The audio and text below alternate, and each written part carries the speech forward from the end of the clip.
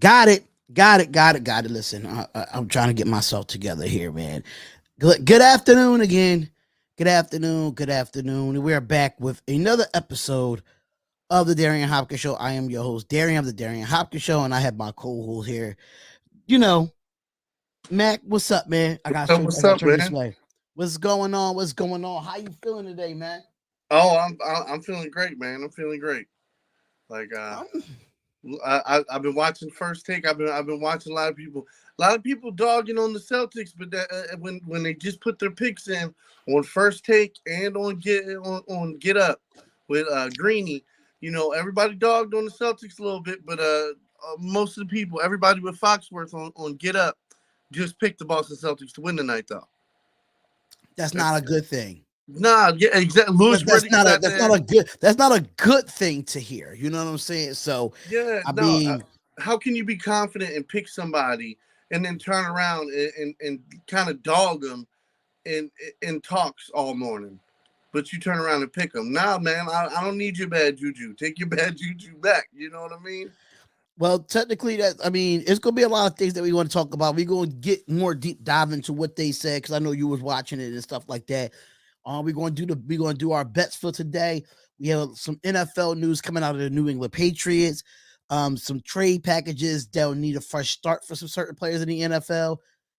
The Wizards finally got a GM. Yes. Finally, they finally got a GM, ladies and gentlemen. And we have some other stuff. We just have some other stuff that we have to talk about as well. So thank y'all for tuning in, man. It wasn't no live stream last night. Wasn't no basketball on, no WNBA or no NBA yesterday. The recording gig that I did yesterday was pretty fun, pretty exhausting, but I had to come home and edit that stuff and be up to about 2 o'clock in the morning doing that stuff. So getting that out the way. But shout out to SeatGeek and shout out to Bet Us for sponsoring this show. This show is sponsored by both of them. And if you want to go to SeatGeek and go to live events, concerts, sporting events that's coming up really soon, make sure you go to SeatGeek.com and use the promo code DHopkins and get your first $20 off on your purchase on SeatGeek.com. Then, if you want to get into the betting world, which we will get into it as well, and go to Bet Us, the special offer, the link is in the description there. So we'll definitely talk more about that and what that special offer really means to us as far as the sponsorship goes. So I know you were just watching First Take, and I know you were just watching the Get Up, and you was telling us how they all picking Boston, but all dog walking Boston. Well, not dog walking Boston, but talking crazy, like negative vibes when it comes to the Boston Celtics.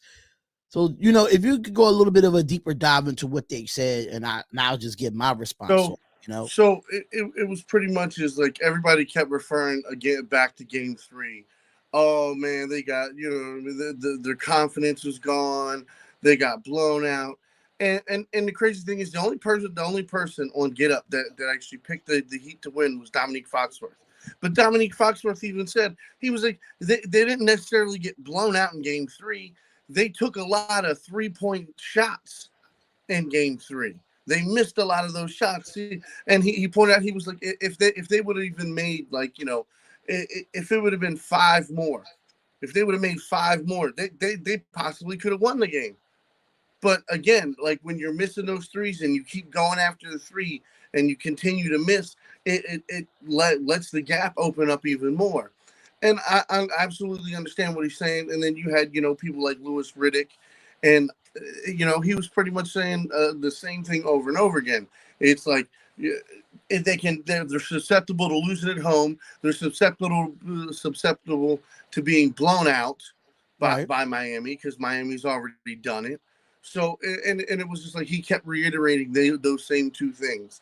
They're just as bad at home as they are on the road, and it was just like for you to hit on every negative point. If Jason Tatum doesn't show up and the role players don't show up, they've got no chance in hell. They have to play almost a perfect Boston game to win, and to the point, like in some of those senses, absolutely, but in other senses, like not necessarily. If their defense steps up a little bit more, and if the 3-pointers don't flush, if they start to go in the paint and work their way out like they've done in the past to get their right. confidence back, like there's multiple ways they can win the game.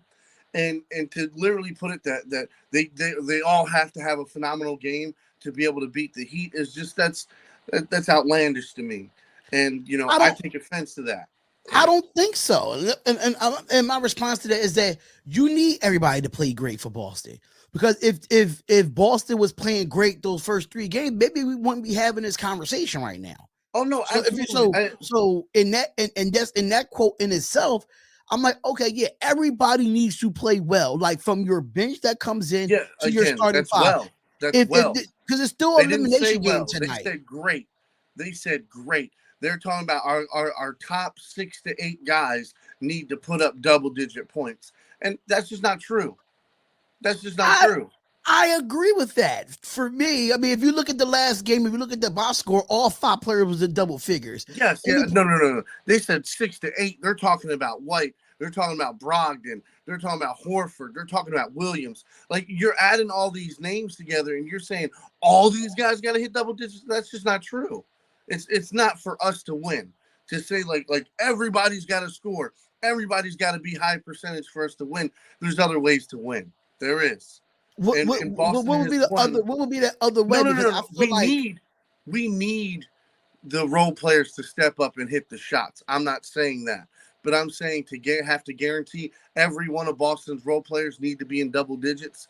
Just that little part right there is crazy thing because Boston has won plenty of games throughout these playoffs in this year without everybody being in double digits. And I'm talking about the top 6 to 8 guys, not just the starting five, the role players too.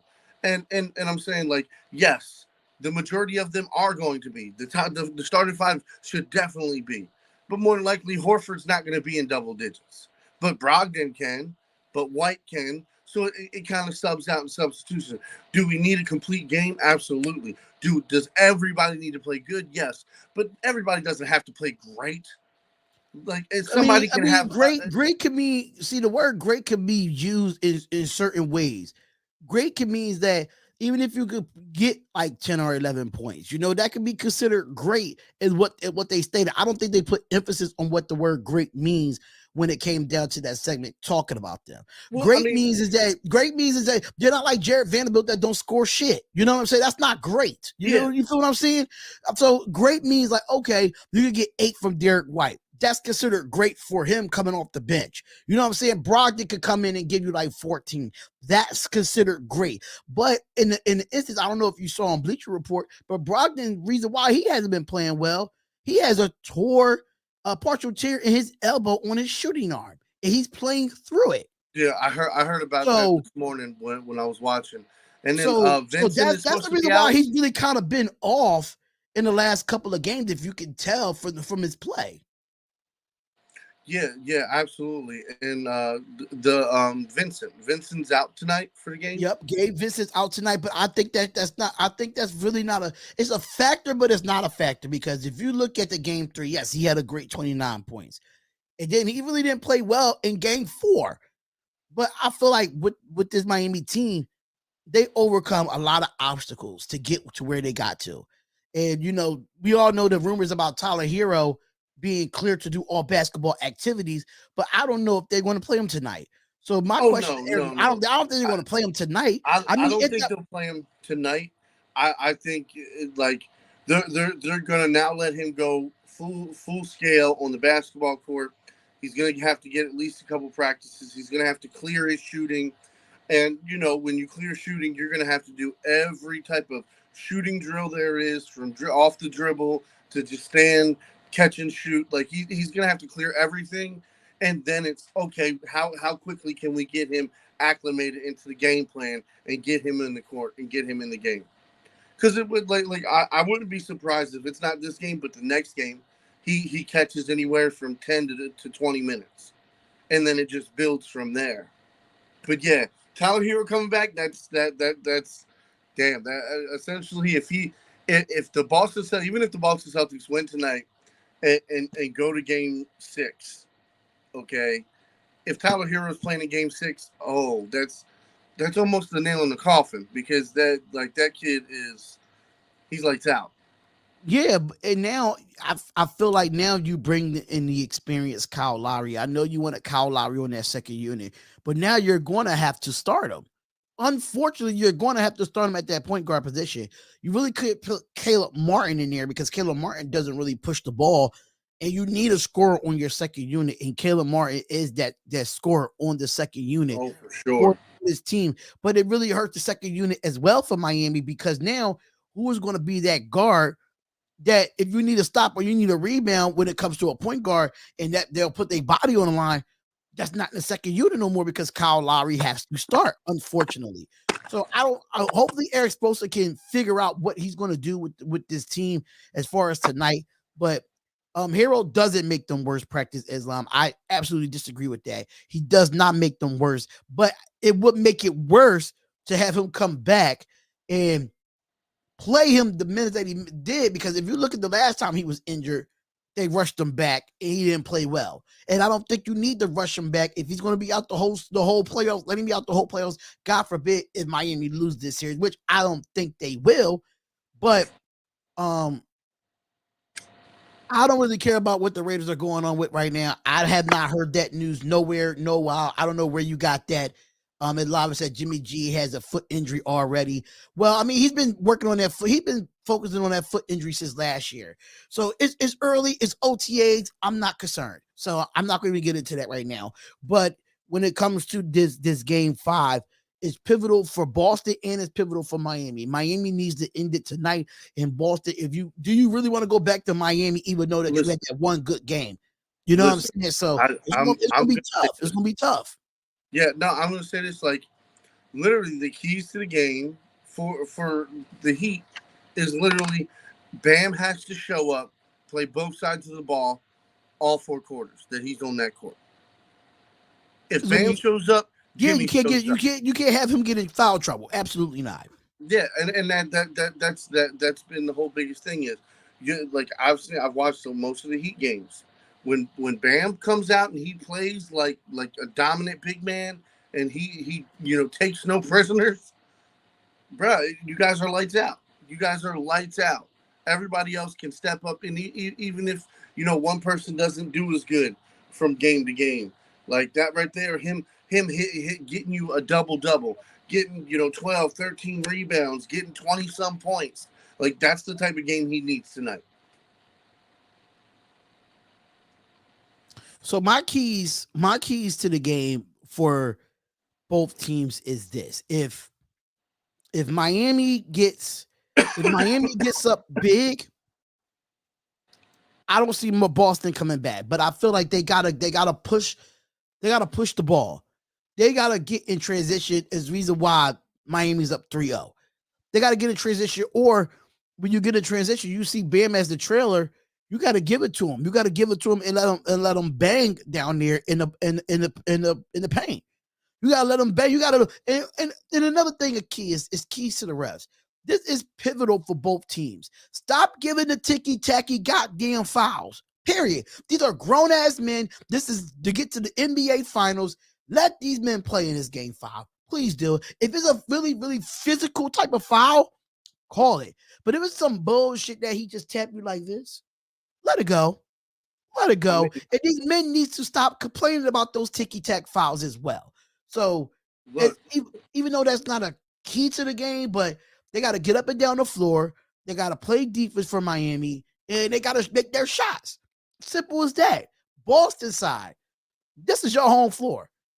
You cannot sell out in this. You cannot sell out on this home floor. Absolutely not.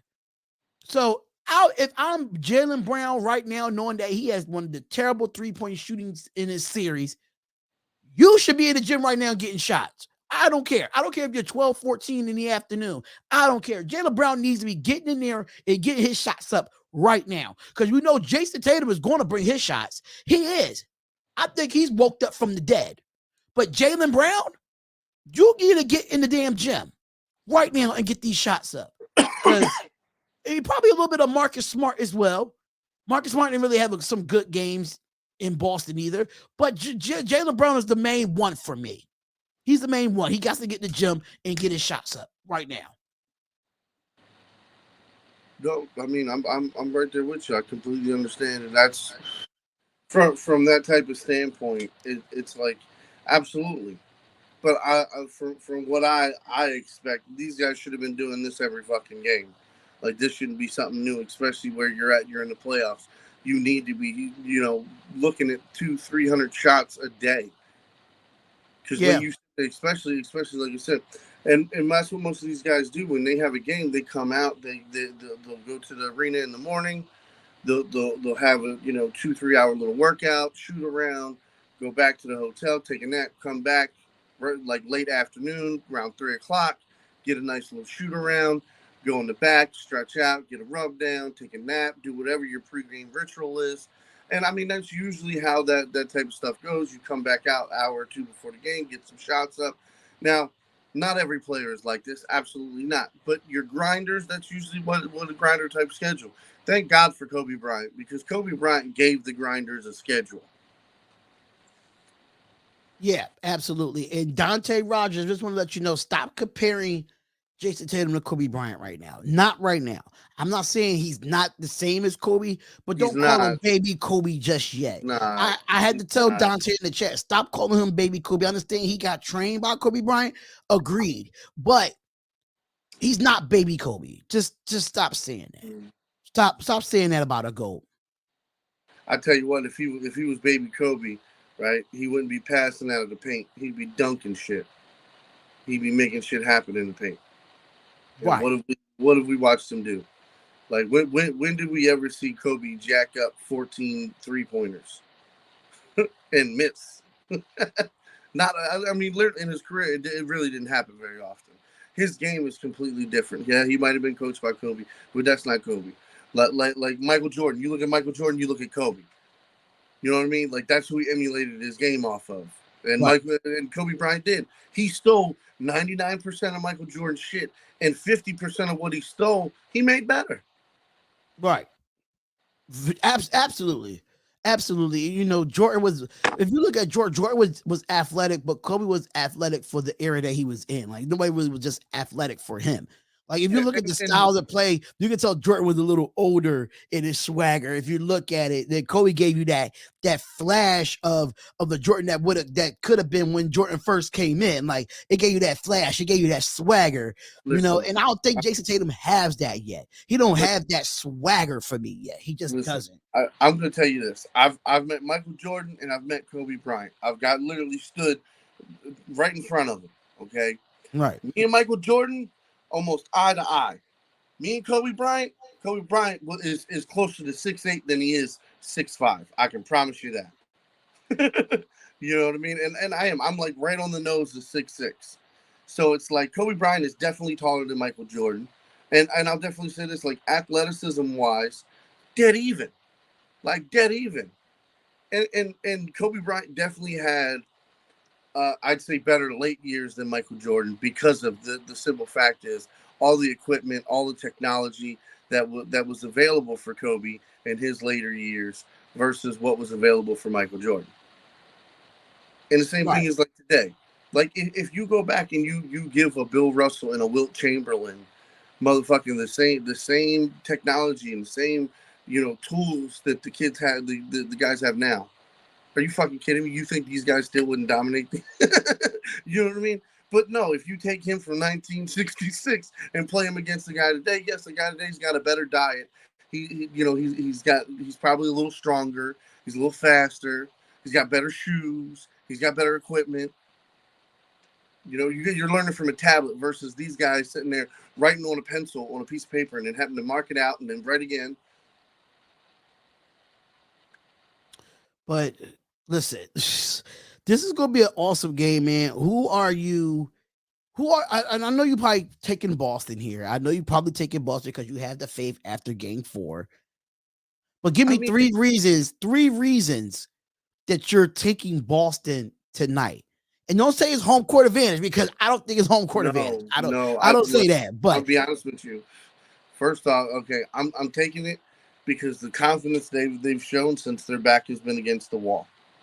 Okay, that's the biggest thing. They seem to have finally got that shooting spree, the confidence. They're moving like the Celtics were.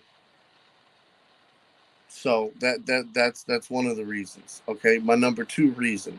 All right, Jason Tatum. I feel like he is going to have a great game. He's going to have around a 30-point game.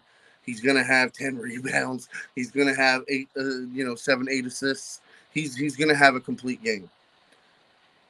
Jaylen Brown is definitely going to have to be there. And again, I called it crazy, 60 points between the two, and they got me almost 50. And that was nice, but it's not enough. It's not enough between the two. That like to have a complete dominant game. They're like, Brown needs to score 20 points. I need to see him get over that hump. He's been scoring in the teens a lot, yeah, but for them to really push it, if Tatum has an all around great game, and then Jalen can step up and have a good game for him, and shoot it, I feel like, I mean, that should be easy buckets. Number three, stop Bam. Stop Bam. They got a better chance of stopping Bam than they do Jimmy Butler. So And for I'm me, gonna tell you this. All right, Jimmy Butler would have got hot in that fourth quarter and would have started sinking him and feeling himself. Game would have probably been over. But the problem was when they collapsed the defense on him back to back. Well, I don't think it was back to back. Both times he had it when the fourth quarter started. They collapsed the defense on him. He took the one bad shot, and then he missed the free throw. He made the second free throw. That's when I was like, I don't know. I think we might be able to get this one. And you kind of felt the change. Again, stop Bam. You can try to stop Jimmy, but you got to stop one. If you can stop one, this team, you can essentially, get it with what do you call that? It's not a flat tire. It's a busted tire. So they're leaking air. So if you stop, they're going to leak air. And eventually they're going to have to pull over and stop that car. But the problem is, if you don't stop Bam and the role players have a good game and Jimmy kills your ass, you're done. You're right. done. And that fourth wheel is the fourth and final wheel is the coaching. That wheel ain't never going to go flat. Okay, I promise you that. With Eric Spoelstra, it'll never go flat. So again, it's like the two back wheels. That's Jimmy and Bam right now.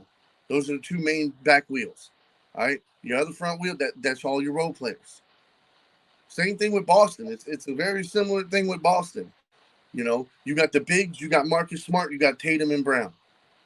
The coach don't have a wheel. Coach don't have a wheel with Boston. That's why it's a lot easier to stop Boston and give them a flat. So that's my take on it.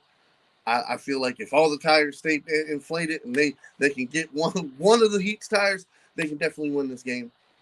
I do think it's going to be a hard fought game. This is not going to be nearly as easy as the last game was, because I feel like Jimmy's coming to hunt.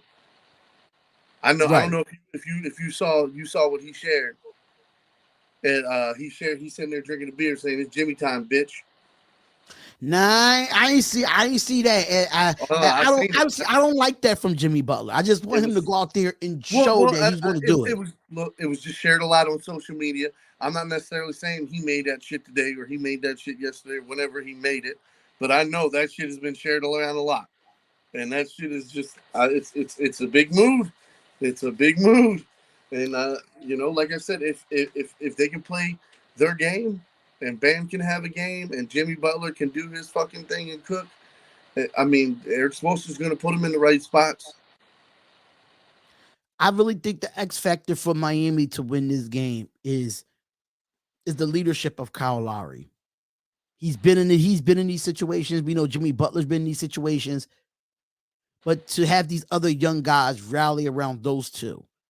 And I mean, I think Bam's been there too. Bam's been to the finals. He's been in these playoff situations. But like the Caleb Martins and Duncan Robinson really didn't have much time. He's finally getting back out on the floor. But I feel like the leadership of Kyle Lowry and Jimmy Butler, because I think they're the two longest. If you look, two longest players that's been in the NBA outside of Udonis Haslem, that's on this roster. If you want to be completely honest, or Cody Zeller.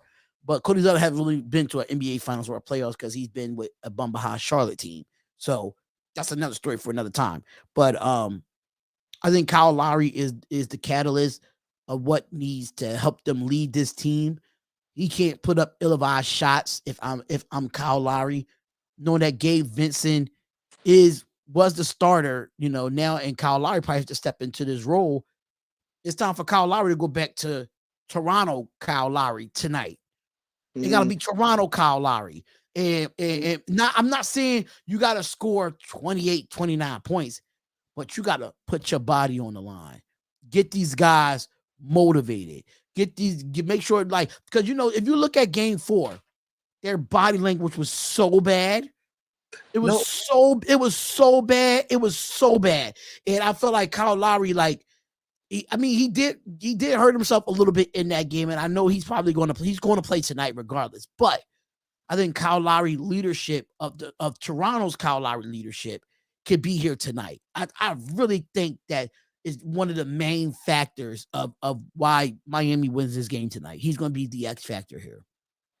I think I think they would be asking too much of him right now, because of he can have a good game, absolutely, but I wouldn't put too much pressure on him to shoot, because then if you put pressure on him to shoot and he misses, and he takes another shot and misses, no, I'm not saying that. You know what I mean? I'm not saying that he's gonna do that. What I'm saying is the experienced Kyle Lowry from Toronto. As far you give me that, as far as facilitating, putting your body on the line, motivating these guys on the floor, getting them in the right place where they need to be. Absolutely, that's the Kyle Lowry from Toronto that I remember. I know you're not going to get the scoring Kyle Lowry from Toronto. You're not. But he's going to be that X factor where if you need a shot right then and there, he could come through. He could draw a foul. He could get to the foul line. So when it comes to in that aspect, yeah. But if we get in a Kyle Lowry that will give you 29 in a game 5, absolutely not. We're not getting that Kyle Lowry. But I get what you're saying though. Well, then, no, I mean, I wasn't even talking about 20 points. I'm sitting here thinking about over 15 points. It's possible he can get it. No, I'm not. It's not guaranteed. I'm saying if the coach goes out there and they say, "Look, man, we need you to get 15 points. We need you to get at least 5 assists and try to grab at least 3 rebounds." Him overextending himself and overplaying himself is what I'd be worried about if you went in there with that type of mindset. If Kyle Lowry's going to start, look, bud, I want you to facilitate all this shit. I want you to make the calls. I want you to run this shit. I would our biggest thing is that get at least 2 passes before we shoot the ball. And that's the type of shit I believe Eric Spoelstra's going to be on. He's going to be like, this is what we are going to facilitate the shit out of this game.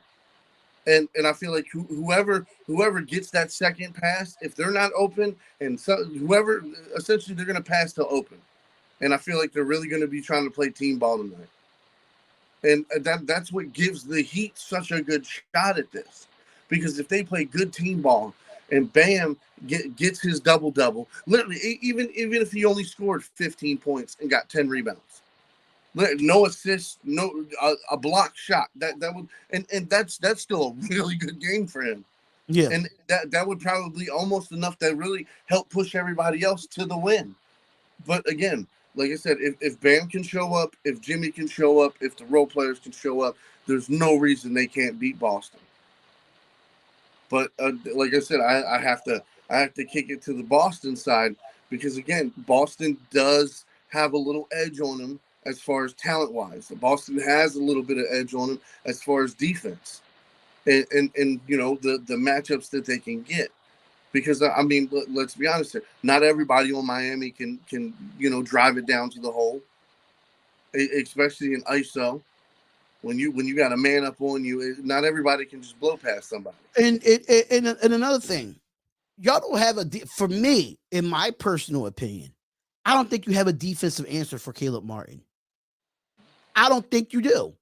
I don't think no matter who you put on him, he could drive to the basket, he could shoot the 3, and he could dish the ball.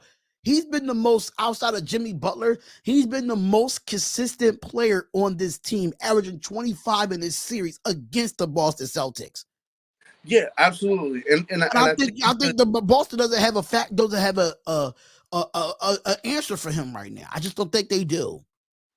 I mean, again, it's the whole matchup thing. I on defense, if you have Whoever's not on Jimmy, if Tatum is on Jimmy, put Brown on Caleb if they're out there on the court together. All right, and then switch it. Whoever comes back out there, whether it could be Duncan, well, it's obviously not going to be Vincent, Lowry, whoever the other wing guard is, then you go guard that person. If Jimmy's not on the floor, then our best player should literally be on the next best shooter, the next best offensive guy. And that's who it is. Like Bam, yes, Bam needs to be collapsed in like they need to double him whenever he gets down there. You just don't want to give out too many double teams. You don't want to give out too many of those, and that's because that can really open up Miami really well. And you don't want to give out too many double teams. And if Boston has to play, they got to learn how to stay in front of their man. If you want to go play man to man, they got to learn how to stay in front of their man, because if you look at it, Jimmy can blow by. Caleb Martin, he has a great pump fake that he could drive to the basket. Kyle Lowry's good on a pump fake as well. So if you want to play man to man and you want to play quality defense, you got to learn how to stay in front of them, because you don't want to put in Boston don't want to go to a man to man and they could get to the basket. Even though Al Horford is a great rim protector when it comes to blocking shots when they get into the basket, or Robert Williams being down there. But you still don't want to get blown by as a guard, especially if you're playing on the wing. And that you feel, as me playing a former guard, I hated that. I hate when I used to get blown by, knowing that I didn't have the quickness as other people, but I could not stand it. It cringed because I'm giving them access almost to the basket, knowing that my teammate probably is going to block the shot if I know he has the quality defense to rim protect. But still, in a guard's mind, you like, shit, I just got blown by. Like, so I can understand, the mindset of that, but I'm taking Miami tonight. It's going to be a close game. This will be a close game, and I think Miami's going to come out a little bit more tougher. They're going to come out a little bit more, had to come out a little bit, how can I say, got to come out a little bit more sense of urgency, a little bit more eagerness to them, a little bit more determination. I don't see Miami blowing them out, but I see Miami winning this game in like the last 2 to 3 minutes. I mean, that's been Boston's issue at home in the last 2 to 3 minutes. So again, I think the biggest thing to this game is going to be who hits more 3-pointers. If Boston continue on hitting high percentage threes, or is Miami going to capitalize on them missing them 3-point shots and hitting their own threes? Right.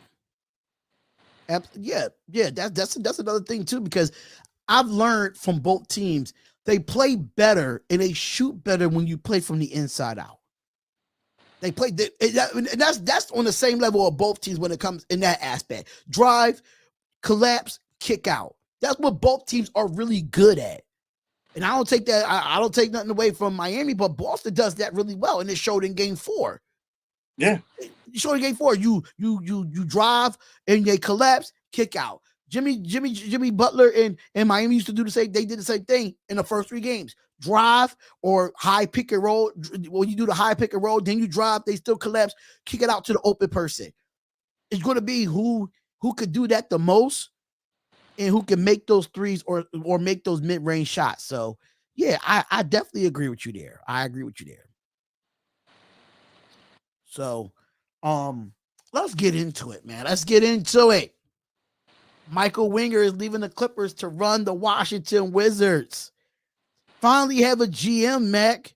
So he agreed to become, the president. He comes to agree to become the president of the Monumental Basketball, which this is according to ESPN, that he delivers full leadership of the Washington Wizards. Told ESPN on Wednesday. Winger, who definitely oversees the WNBA team, the Washington Mystics, and the G League's Go-Go, sources said. Now, Winger has become the increasing focus of the Monumental owner, Ted Leonis. I guess how you pronounce it. Leonis was on the search of a top executive that takes over the Wizards with the reputation of a keen strategist, deal maker, and a relationship builder. He was in Oklahoma City in 2007 when Winger played the inaugural part of reshaping the Clippers franchise under the president basketball operations of Lawrence Frank and Steve Ballmer. Winger spent considerably weighing in prospects of leaving the Clippers for monumental sports, sources says, but ultimately they move for a chance to lead Leona's franchise. So this is a lot of West Unshell Jr. is expected to be back for his third year when it comes to coaching. But Wenger will move to make a significant front office hiring to help start making decisions in the right direction for the team, especially with the NBA draft in July. Free agency is weeks away, and the Wizards hold the number 8 pick in the 2022 NBA draft. They saying that he inherits a Wizards franchise that have missed the playoffs for last 4 to 5 seasons, and managed the difficult payroll decisions on the roster that has guard Bradley built under contract for 4 years for $200 million plus. And the Wizards have to make choices re-signing Porzingis and Kyle Kuzma on contract extensions. So it's a lot of stuff to be talked about here. Before 7 years working as an executive for the Thunder, and president, he went to Cleveland Cavaliers as well under Danny Ferry in 2005 to 2010. So he has that experience of being a GM. But there's a lot of decisions that need to be made with this Washington Wizards team. So what is your thoughts on finally getting this GM? We know what he can do when it comes to a basketball aspect. You know, he was with the Clippers. You know, he helped out in those trades to get Russell Westbrook over there, which they played a little bit better when they got Westbrook over there and they got some other pieces. Yeah, I think he was I think it was part of the reason that, you know, Kawhi went there as well, if I'm not mistaken, and Paul George went there. So he know how to bring players in. But I think he's really looking to change the culture. So what is your thoughts on this, man? So ultimately, it's like what I'm hoping he does is he's gathered everything he's learned from the last 3 big trips he's had, right? And he comes here and he has his own system and he understands what he wants to do. He sits down with the coach and says, "Look, this is how I see the team. This is my number 1 position. This is my number 2 position. This is my number 3 position. Can you make your system work with it like this? I'm going to look for these type of role players, and this is how I want to build the team. So contractually, we'll be set like this." And I do. Right. I feel like we sell everything. I mean, bro, I wouldn't be mad if we had, you know, around 10 picks in the next 2 years, 3 years drafts. Like, I mean, sell and pick up everybody's scraps. Let's rebuild this. Let's go get a bunch of role players that can play our game versus a bunch of role players and a me guy. That's true. I mean, you could turn around and do what Pat Riley did in Miami. You got to find those. You got to find. I'm not saying cream of the crop, but you got to find the diamonds in the rough. Look, I'm saying Tristan Thompson want to play again next year. You know, I'm not a big fan of Tristan Thompson. I mean, defensively, yes, but I'm a big fan of Tristan Thompson. I mean, but not again, in this day and age. If your defense is set around having a guy that's able to come down there, defend, and a guy that's going to get you offensive rebounds and defensive rebounds, that's your game plan. You know what I'm saying? Like even if you really don't need him to put the ball back, you just need him to kick the ball back out and get a better shot. That's what. But do you want to build your big man around a guy that's probably on his way around? No, I'm saying this as a 1-year stopgap guy. Oh, you want to do a 1 year? See, I would go get 3 veterans to do a 1-year deal. I would probably go pick up 2 veterans and do a 2-year deal. And then turn around and then you fill the rest up with a bunch of young guys. I think Kyle Kuzma is still young. I just think he needs to be in the right system. Nah, he's gonna want too much money. That's what I'm saying. I'm saying we set the cap for next year to where our cap is going to be super low and we can buy and get and trade and we can build the team we want. To where in 3 years we can be competing. I mean, the Eastern Conference is easy to compete in my opinion. I mean, it's really not that hard to compete in the Eastern Conference, but I just feel like with the Washington Wizards, I don't know if Upshell is the coach, in my opinion. I think Upshell is his job to Unsell, lose this season. Unsell. Upshell, whatever his name is, Upshelf. Hold, Who hold, cares? hold, hold. His Who father's a cares? Hall of Famer. Wes Unseld Jr. and Wes Unseld. Wes Unseld is a Hall of Famer, buddy. Like you got to get him in. I understand that, but he's not doing anything Hall of Fame coaching right now for this Washington Wizards. I'm He talking got to about get dad. it I'm together. talking about his dad. That's why I I was know, like, yeah, no, I'm talking about the junior, the son. I I mean, know, the but father's a Hall of Famer. We know that. I'm just talking about the name. It's Wes Unseld. I'm just trying. So Well, he needs to unsell and figure out how to get the Washington Wizards to win. That's what yeah, he needs to do. Because you don't want to keep being mediocre year after year. You just don't want to be. Absolutely. That's why, I mean, to me, again, that's why I say, the GM has to give him a team or has to give him, you know what I mean? Like this is the guiding way. This is what we're going to do with this franchise. This is how we're going to run it. This is our expectancy for the next 2, 3, 4 years. You have to have a plan. Right. And you got to have a plan. Absolutely. Yeah, and at this point, like Ted keeps hiring yes guys. And that's what he's done the last few times. He hired guys as coaches. That's why he had Scott Brooks for so long. Scott Brooks was a yes man.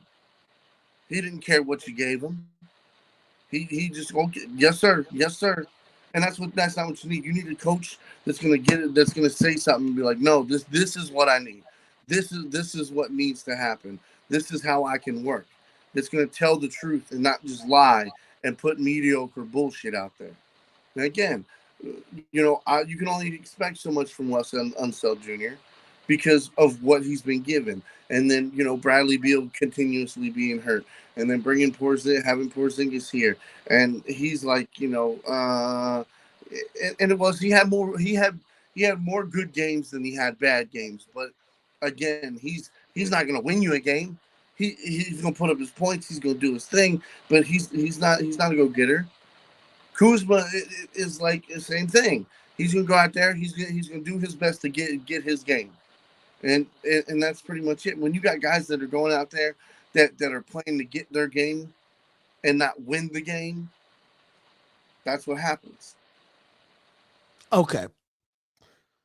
So I mean, Winger has a lot to work with. I mean, Winger has overseen the Washington Mystics, which recently won a WNBA championship a couple of years ago.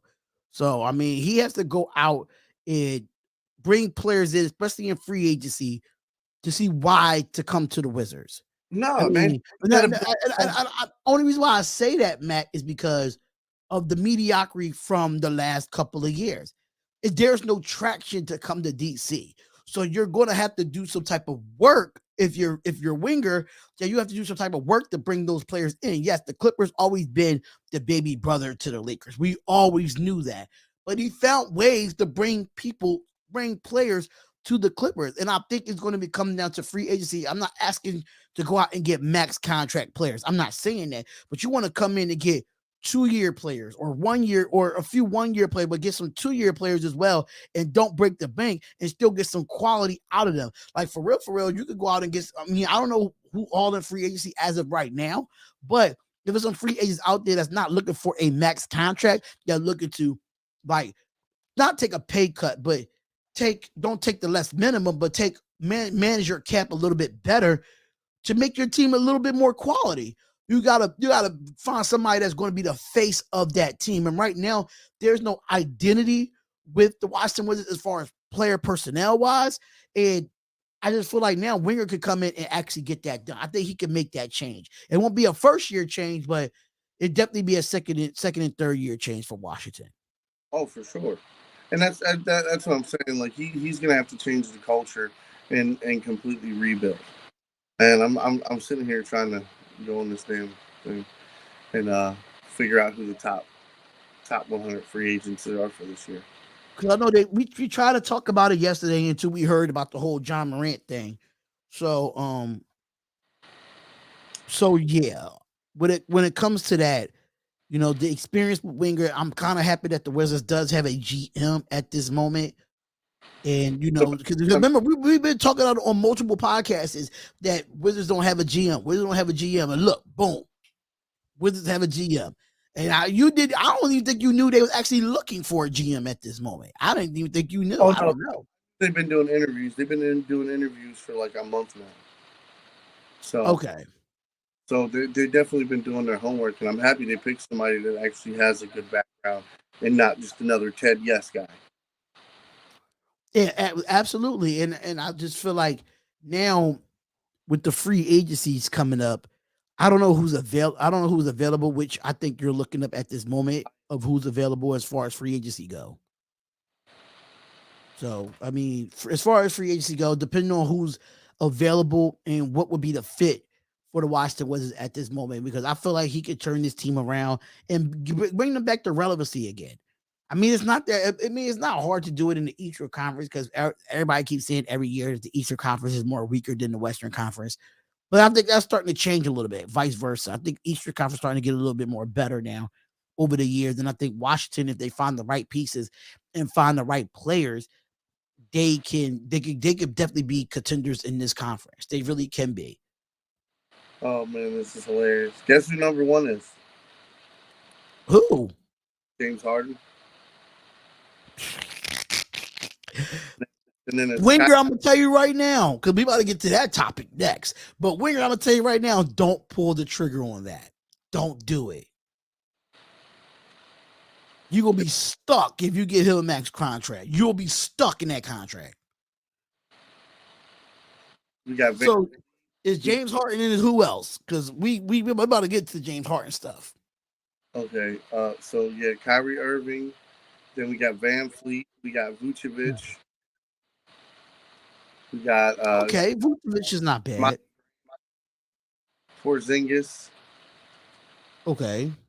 Kyle Kuzma. Draymond. Oh, Green. they are both free agents. Draymond Green. Draymond is staying with the Golden State Warriors. I don't think he's going to leave Golden State. I don't think he's leaving.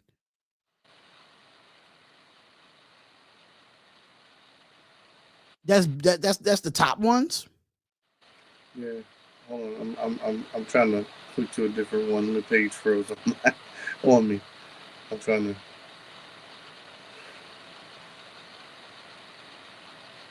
Yeah, James Harden. Kuzma. Well, okay, this one's got Russell being D'Angelo Russell? Yeah, D'Angelo Russell being fifth. And they got Jermani Grant as number 8.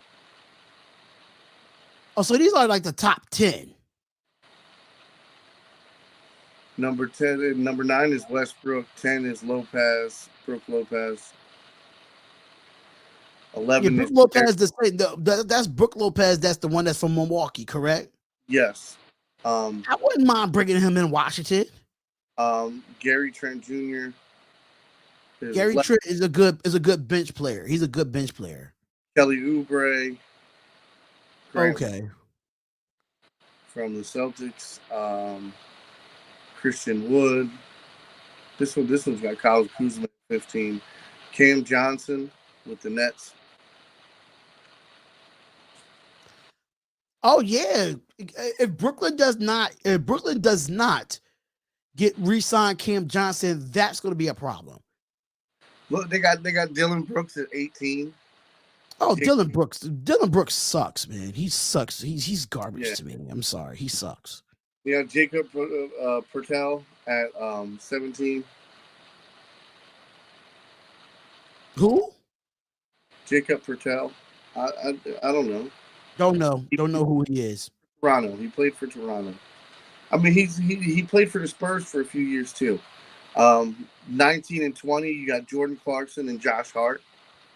Okay, so Jordan Clarkson is not bad. Josh Hart is not bad either. He might come back to New York. If New York let him walk, then that's going to be a problem. I don't think they should let him walk. In Boston Celtics fan, they're not a disgrace of the organization. They're not. They just need different leadership. That's the problem.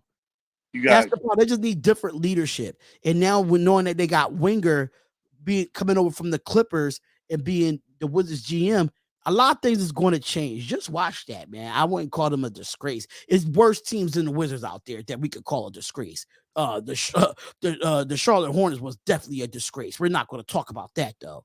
But yeah. So then we got Kevin Love, Trey Jones, Moritz Wagner. Scroll down. What's somebody? Will Barton, Harrison Barnes. You don't want to old ass Harrison Barnes. You don't want that. I mean, he's only 30. But he plays like he's 46. I mean, I get it. You got he plays like he's 46. Like, I need him to play like he's 30. You know what I'm saying? the Chicago Bulls shooting guard, Ayo, I don't know, does something. He's not a starter. So then you got Thomas Bryant from the Denver Nuggets. He was actually on the Wizards before. Yeah, y'all traded him to Denver, didn't y'all? Or y'all traded him to LA or something like that? We traded him to the Lakers. I don't think Thomas Bryant coming back to Washington. I just don't see that happening. Oh hell no. He's good though. He's a solid player, but he don't get no burn. You got Chris LeVert, TJ Warren. Whoa, wait a minute now. Now you talking. I am a big fan of Chris LeVert. I am a big fan of him. Who? PJ Washington. Okay, dude, it's some solid players in the free agency that Washington can actually go after. Yeah, Matisse Thybulle. Now, Matisse Thybulle, if you want a defender, if you want strictly a defender, you go get Matisse Thybulle. He's not going to score for you, which I still think it's still considered me a scrub in some ways, in my opinion. You can't score. So, Matisse Thybulle, he's great defensively. I understand that. But offensively, he's a liability. That's it. Victor Oladipo. Yeah, but Victor, he's coming off that injury. He's coming off the injury that he did in the playoffs, so I will definitely rule him out. I'll definitely rule him out there. Yeah, you got Rui Hachimura. I mean, if I was the Wizards, I would definitely wouldn't mind bringing him back. Who? We drafted him, so I mean, why not? You got Mason Plumlee from the Clippers. You got Dwight Powell from the Mavericks. Utah Wanabe from Brooklyn. I haven't heard of him on Brooklyn, but it's a solid list of free agents. It really is. Yeah, Seth Curry is right after him. Okay, so wait, so Cam Johnson and Seth Curry is free agents right now? Bruce Brown. Oh, Montreal. From Denver, right? George Niang. Oh, George Niang is one. Yeah, I'm not a big fan of George Niang. I'm not. He was with the Sixers. Definitely not a big fan. But you never know. You might need different coaching with people. Javon Carter from the Bucks.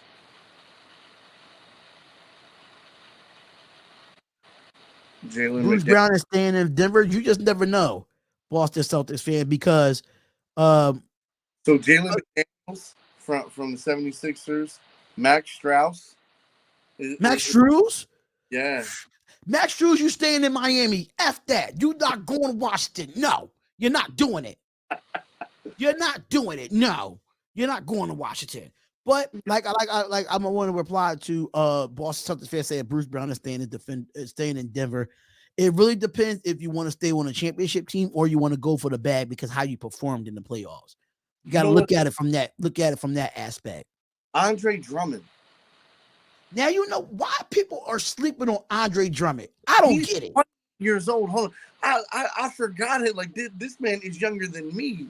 Like, bro, I'm about to be 33 on Sunday, and this dude is 28. And I'm like, hold up. He's with the Bulls. Like, somebody needs to go get him and put him in a big man role and let him eat.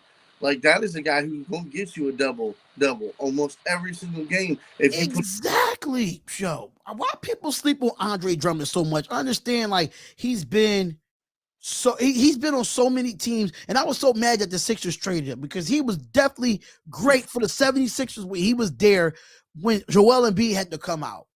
Hold on. I love Andre Drummond.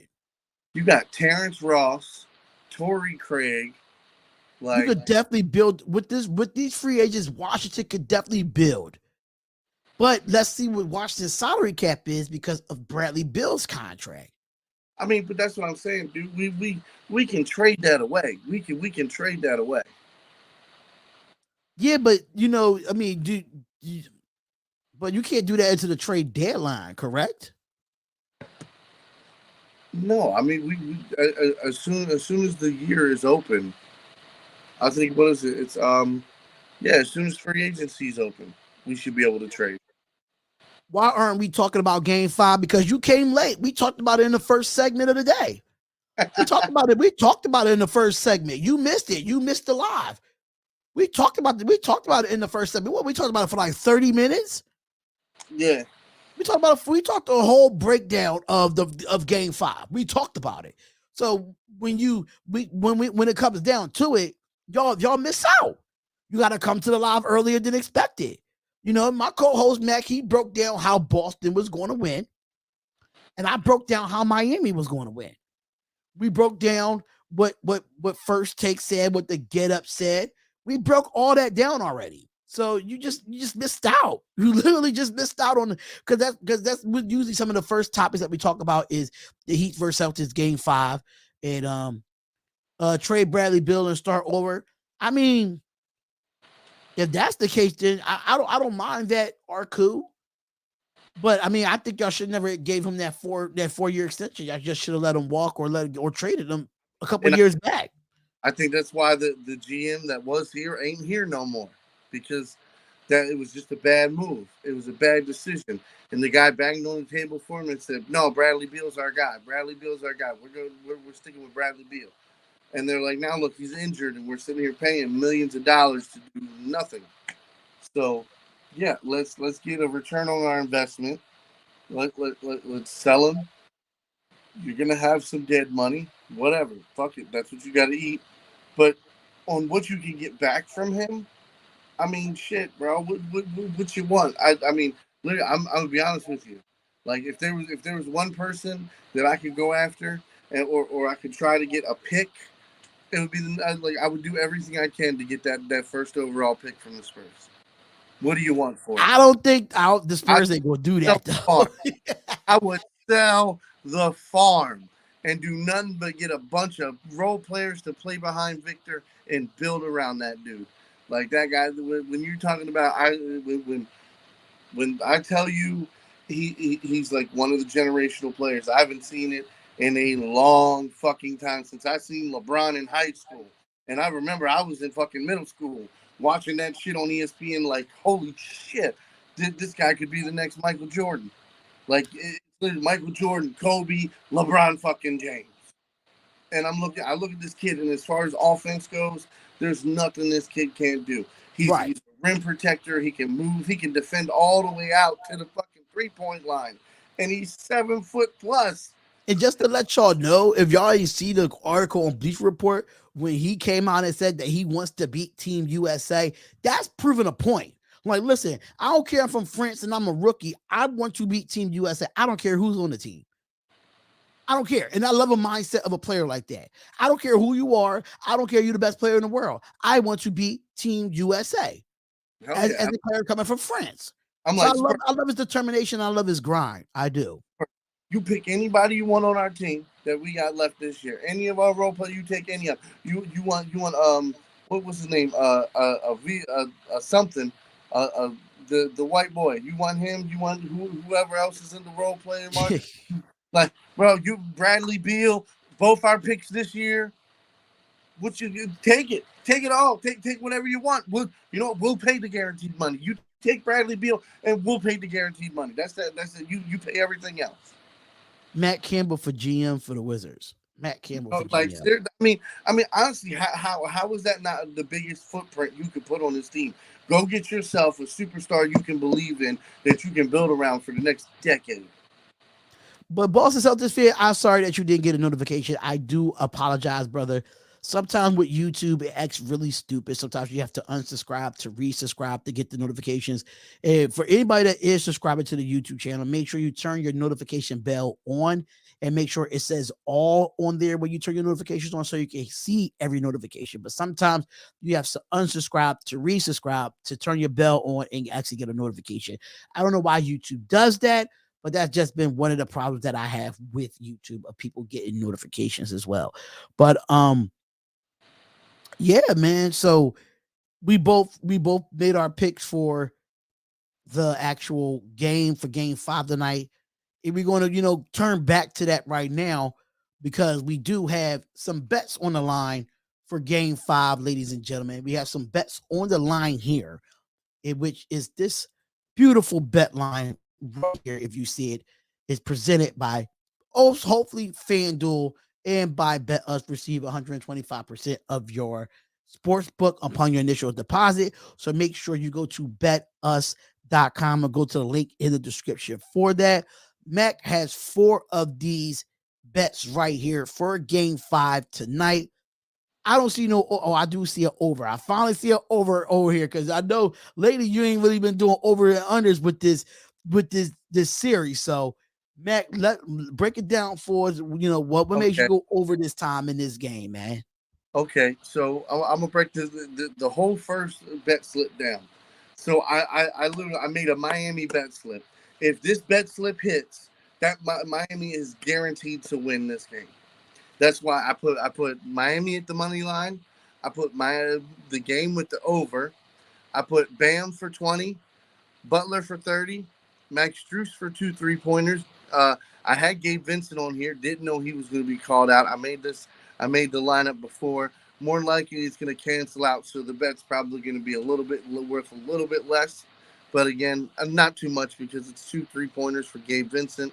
I put on two 3-pointers for Caleb Martin, 1 3-pointer for Jimmy, 4 assists for Jimmy, 4 rebounds for Jimmy, and 8+ rebounds for Bam. Like all that is completely possible to happen, and the fact that if it all does happen, it's almost guaranteed that Miami wins. So I want to make sure So, I made a strict Miami only bet. so this is just for betting Boston Celtics fan. He is picking Boston tonight, but you're this what makes me mad about Boston Celtics fan. Miami is beating the Celtics in Boston. Sorry. Just to let you know, Boston is not a guarantee to win in that arena. They're just not. They're not guaranteed to win. They already lost twice in that building already, and they're 11-23 in the last 23 games at home. So it's not guaranteed. They honestly, and I said this on yesterday's show because Boston Celtics fan was not here yesterday. I said Boston plays better when they're on the road than they do at home. That's just my personal opinion on it from what I've saw in this series or in all the series when they play Atlanta and when they play Philadelphia. They play better away than they do at home. But this is just a strictly Miami Heat lineup. That's why he has the money line there. He has it over, what's that, 216.5. So um, that's why he has it as the money line slip. If they get over 216, then it might be a win for Miami. But this is strictly a Miami Heat lineup in that first one. I just wanted to explain that to the viewers and the people that's actually listening to the podcast as well. Yeah. So the next bet you got is, I believe this is the 3-point bet that I made, and it's pretty much it's asking for every one of these guys to hit 1 to 3 3-pointers. I got Tatum at 3, Martin at 3. I got Smart and Horford, Grant Williams, all making 2 3-pointers. I got Strauss, Vincent, Brown, Butler, and White to make 1. Again, Gabe Vincent got called out, so he's not going to be in this one. All of these have been possible. All of these have like most of these guys have hit at least 2 in a game multiple times. It's what all of these guys kind of do. I'm not, and the whole thing is like Jalen really hasn't been shooting too many threes. Jimmy Butler really hasn't shot too many threes over the last couple games, and Derek White has been in and out of clutch. So Horford takes probably at least 4 or 5 3-point shots a game. I'm only asking him to hit 2. Same thing with Marcus Smart. Like out of the 5 to 10 that he puts up, he should be able to make 2 of them. I Yeah. mean, like you said, I'm not. We're not worried about the game or the score. We're just worried about these guys hitting their 3-pointers. I think it's a pretty good bet. Um, I can't see how much the win would bring, but I'm pretty sure probably close to 1,000 plus. So it's definitely worth running the risk of playing the bet. Again, don't overextend yourself, but you can definitely have fun with that bet. To the next bet, again, I try to make a safe bet. I think I bet this. I think it was $3 to bring back. I think like 17 or 20 points. So, I mean, 17 or $20. But yeah, it's for Bam to score 10, Caleb Martin to score 10, Marcus Smart to score 10 points, Mm, Jim Brown to hit 15. You got Jason Tatum and Butler hitting 20 points. Um, you got Brogdon, Martin, Vincent, and Strauss all making a 3-pointer. okay, so I mean, Brogdon, I really hope that he can, make these threes, knowing he has that partial tear in the Well, shooting elbow. Hopefully, because the last 2 games he's really been struggling to shoot the basketball due to that partial tear, but he's playing through it. So I definitely respect it, and hopefully, by I, next season he could definitely, get that repaired. yeah, no, absolutely. But I mean, again, like I said, I mean he has been hitting some of his shots, so I feel like he can come through and hit one 3-pointer. Like this is definitely another doable bet. Like I said, I think this one is close to like the plus 800 range. Okay, that's So not bad. Plus 800, that's not bad yeah, at all. again, like you said, it's really the Marcus Smart going plus 10, Brown plus 15, Tatum in like so it builds up. That's what really gives you that plus. Like I said, I'm sure they canceled the Gabe Vincent part of the bet, so I probably lost a little juice on there. But um, I'll check in and I'll see if they gave me any type of deduction for that. But the last bet you got all the way to the right. Again, it's Brogdon with 10 points.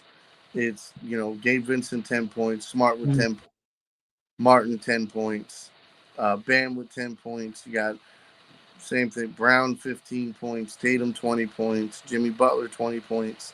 Tatum makes 2+3s. Horford makes 2+3s. Martin makes 2+3s. So I mean, again, all of this is completely doable, But especially. which one would be your lock is the question. Which one would be your lock? Like if you wanted to pick out of these four right now, which one of them would be your lock for the night that you feel like is a guarantee? So that I mean, believe it or not, I like the 3-point bet. That's probably my biggest lock out of all of them. That's the one I really think is going to hit because again, we've seen the way these teams have played each other. The 3-point shot is such a big part of both of these teams, especially here lately. Like I know that's not their first go to a lot of times, but for Right. Boston it is. And the 3-point shot for the Heat is definitely their best backup shot, and that they do it very well. So yeah, Absolutely. my So my, my favorite bet out of these is the 3-point bet. so that'll be the second one with Jason Tatum, Caleb Martin, Marcus Smart. That's the second one, right? Second one Yeah, to the left. yes. Okay, so that second one to the left is the Jason Tatum, Caleb Martin, Marcus Smart, Al Horford, Grant Williams, Max Struz. Gabe Vincent is out for tonight, so we really can't count him. Jalen Brown, Jimmy Butler, and Derek White. They will be the ones that will be the lock if you really want to, get into the betting part of it. And because we've seen that if they make their threes, you're definitely going to hit. You're definitely going to hit, most likely for both sides of the ball. Not just for Boston, not just for Miami, but both of them can shoot the ball really well when they're both on. So if you want to make that a lock, you can definitely make that a lock. I do like the Miami lineup as well. Because I like more money. I like to receive more money than anything. But but other than that, if y'all do want to get into any of these bets, make sure you screenshot it. Make sure you listen to it. Make sure you get the knowledge that you can when it comes to these lock bets as well. We were supposed to do a baseball one yesterday, but we were talking about the whole John Morant situation. Boston Celtics, why I truly believe the AFC could go to the NBA Finals, laughing my ass off. Listen, you just never know. You just never know with this situation, man. You just never know. But Jason Tatum and Jalen Brown are going to pop off tonight. We'll see. We'll see because Jalen Brown has struggled this whole series from from the 3-point line, being home and being away. And I said it earlier in the podcast as well, that if Jaylen Brown wants to be effective at the 3-point line, he needs to be in the gym right now, because he's been shitty. He's been terrible at the 3-point line this whole series for me. For what I've seen and watching the play-by-plays and watching the game after, Jaylen Brown has struggled from the 3-point line. If he wants to make these threes, So, he's gonna have to. so He's gonna the have to 3-pointer, practice. the 3-point bet, right? Right? Even with the voided Gabe Vincent, I Yeah. wagered $1 and it brings back $72. Hey, I It's a take plus that. 7,600. Oh yeah, I takes that. I takes that. If y'all listening to that, I would take that. Long, it's not a lot of money, but it's better than what you got in your pocket, because you probably got lent. And the You whole thing probably is, got lent. So hey, the only thing is, like I said, I mean, if you feel comfortable, you only have to put in on $10. You don't have to put in no more than $10. $10 is like that's what I bet on. Like every couple days, I'll put $10 on there. I'll win a couple bets.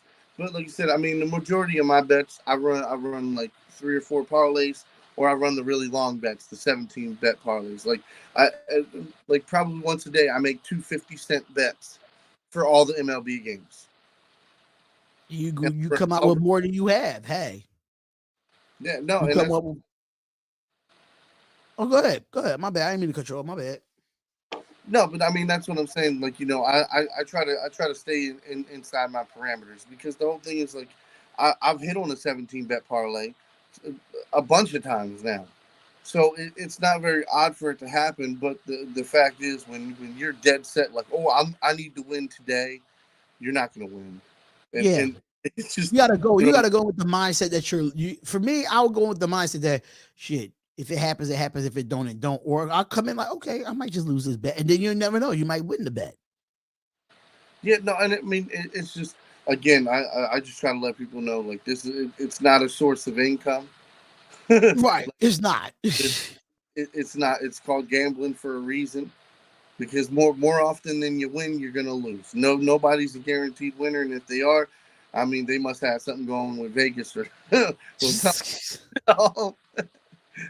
Hey, listen. If they have money to spend like that, and you know what you're doing, then you do that. But don't go in and spend all this money, and you don't have a lack of knowledge of how to gamble in this industry. So I'm just saying, Oh, you no, hold don't splurge, but on. don't go crazy either.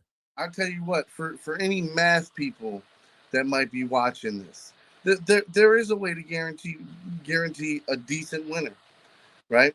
Right. It's you bet a 10 game parlay. Okay, you pick 10 game parlay, right? There's 2 outcomes, right? So you got 10 to the second power, right? It equals just over 1,000. I'm not going to do the exact math for you. I'm not going to tell you exactly what the number is, but it's over 1,000. It's just over 1,000 games that you would have to bets that you would have to put in to run every single parlay.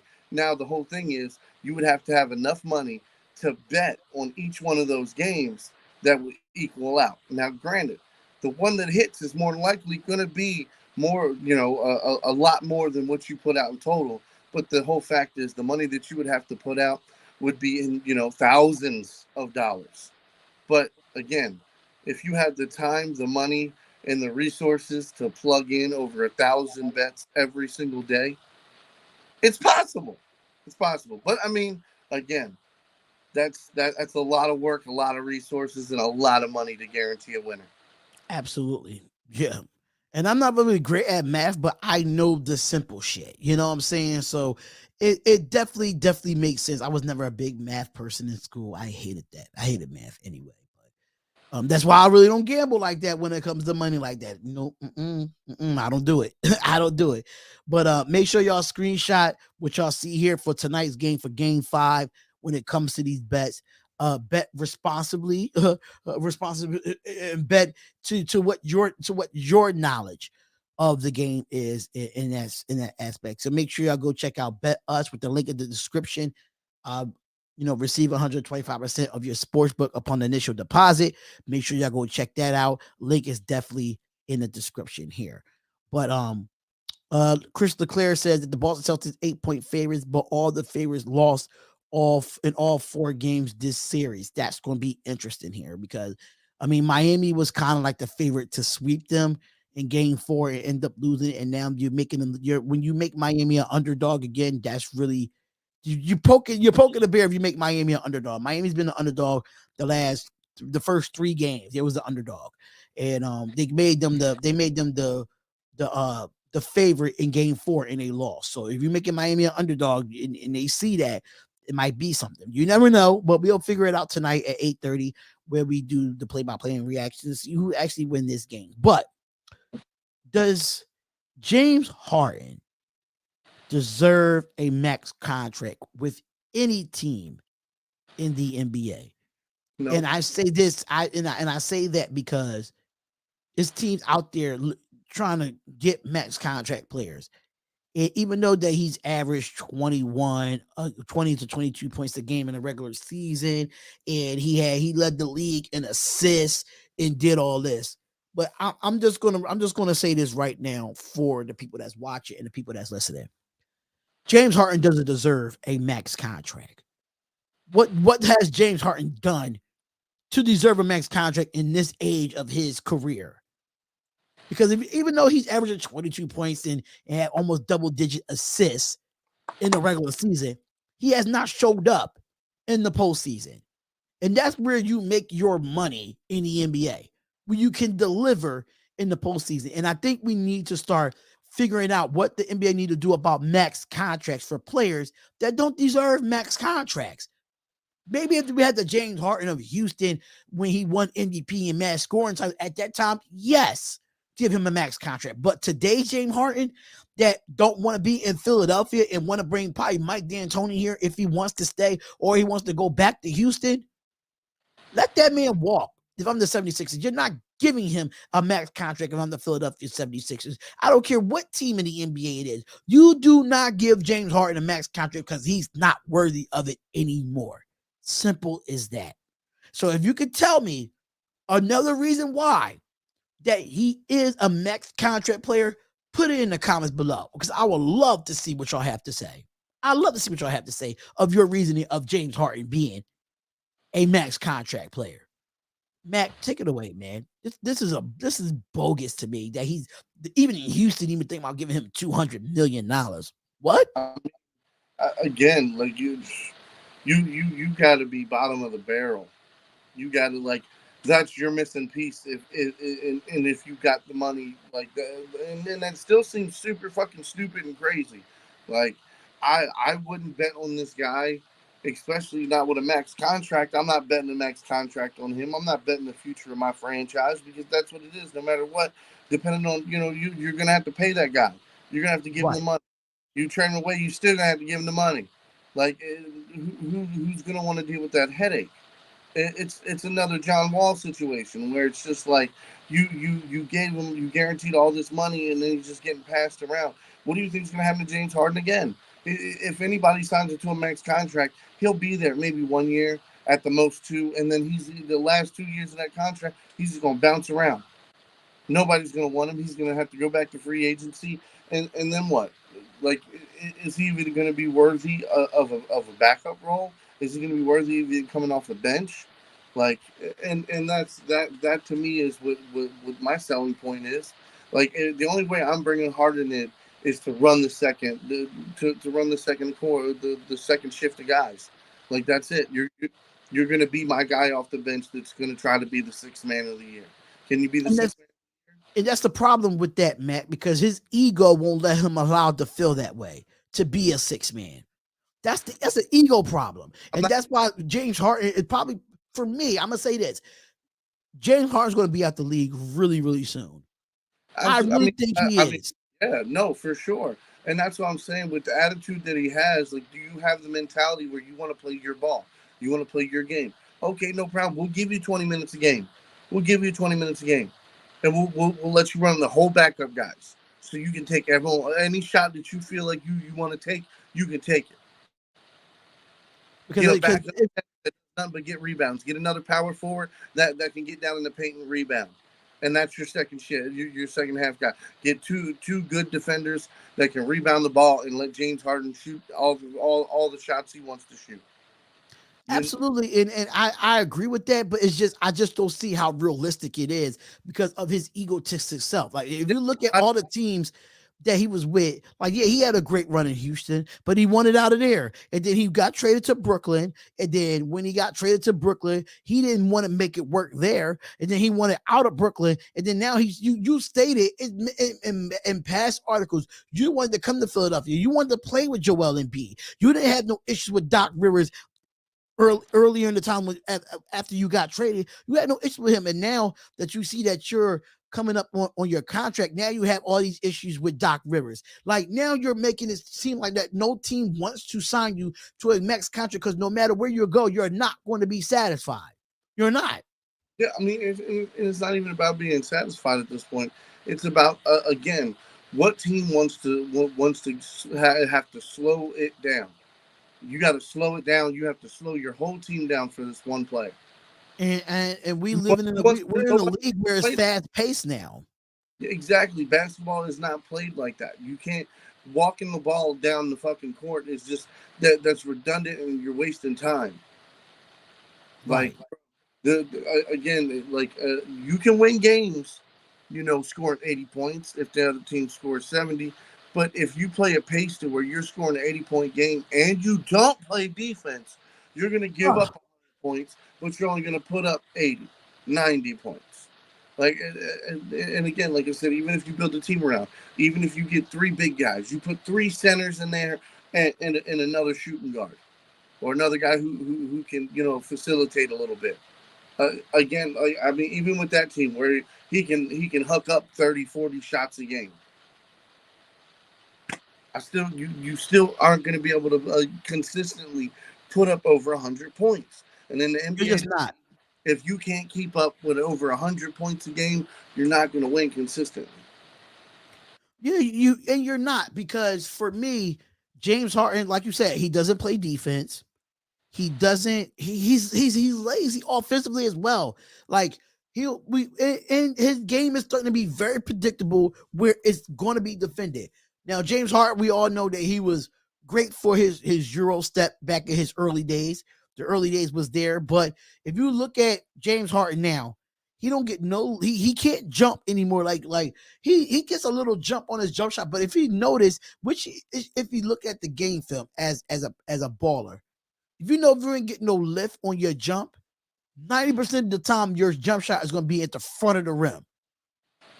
So you're not getting any lift on your jump because you're not really actually jumping. You just giving a little hop that your form is going to make your shot short.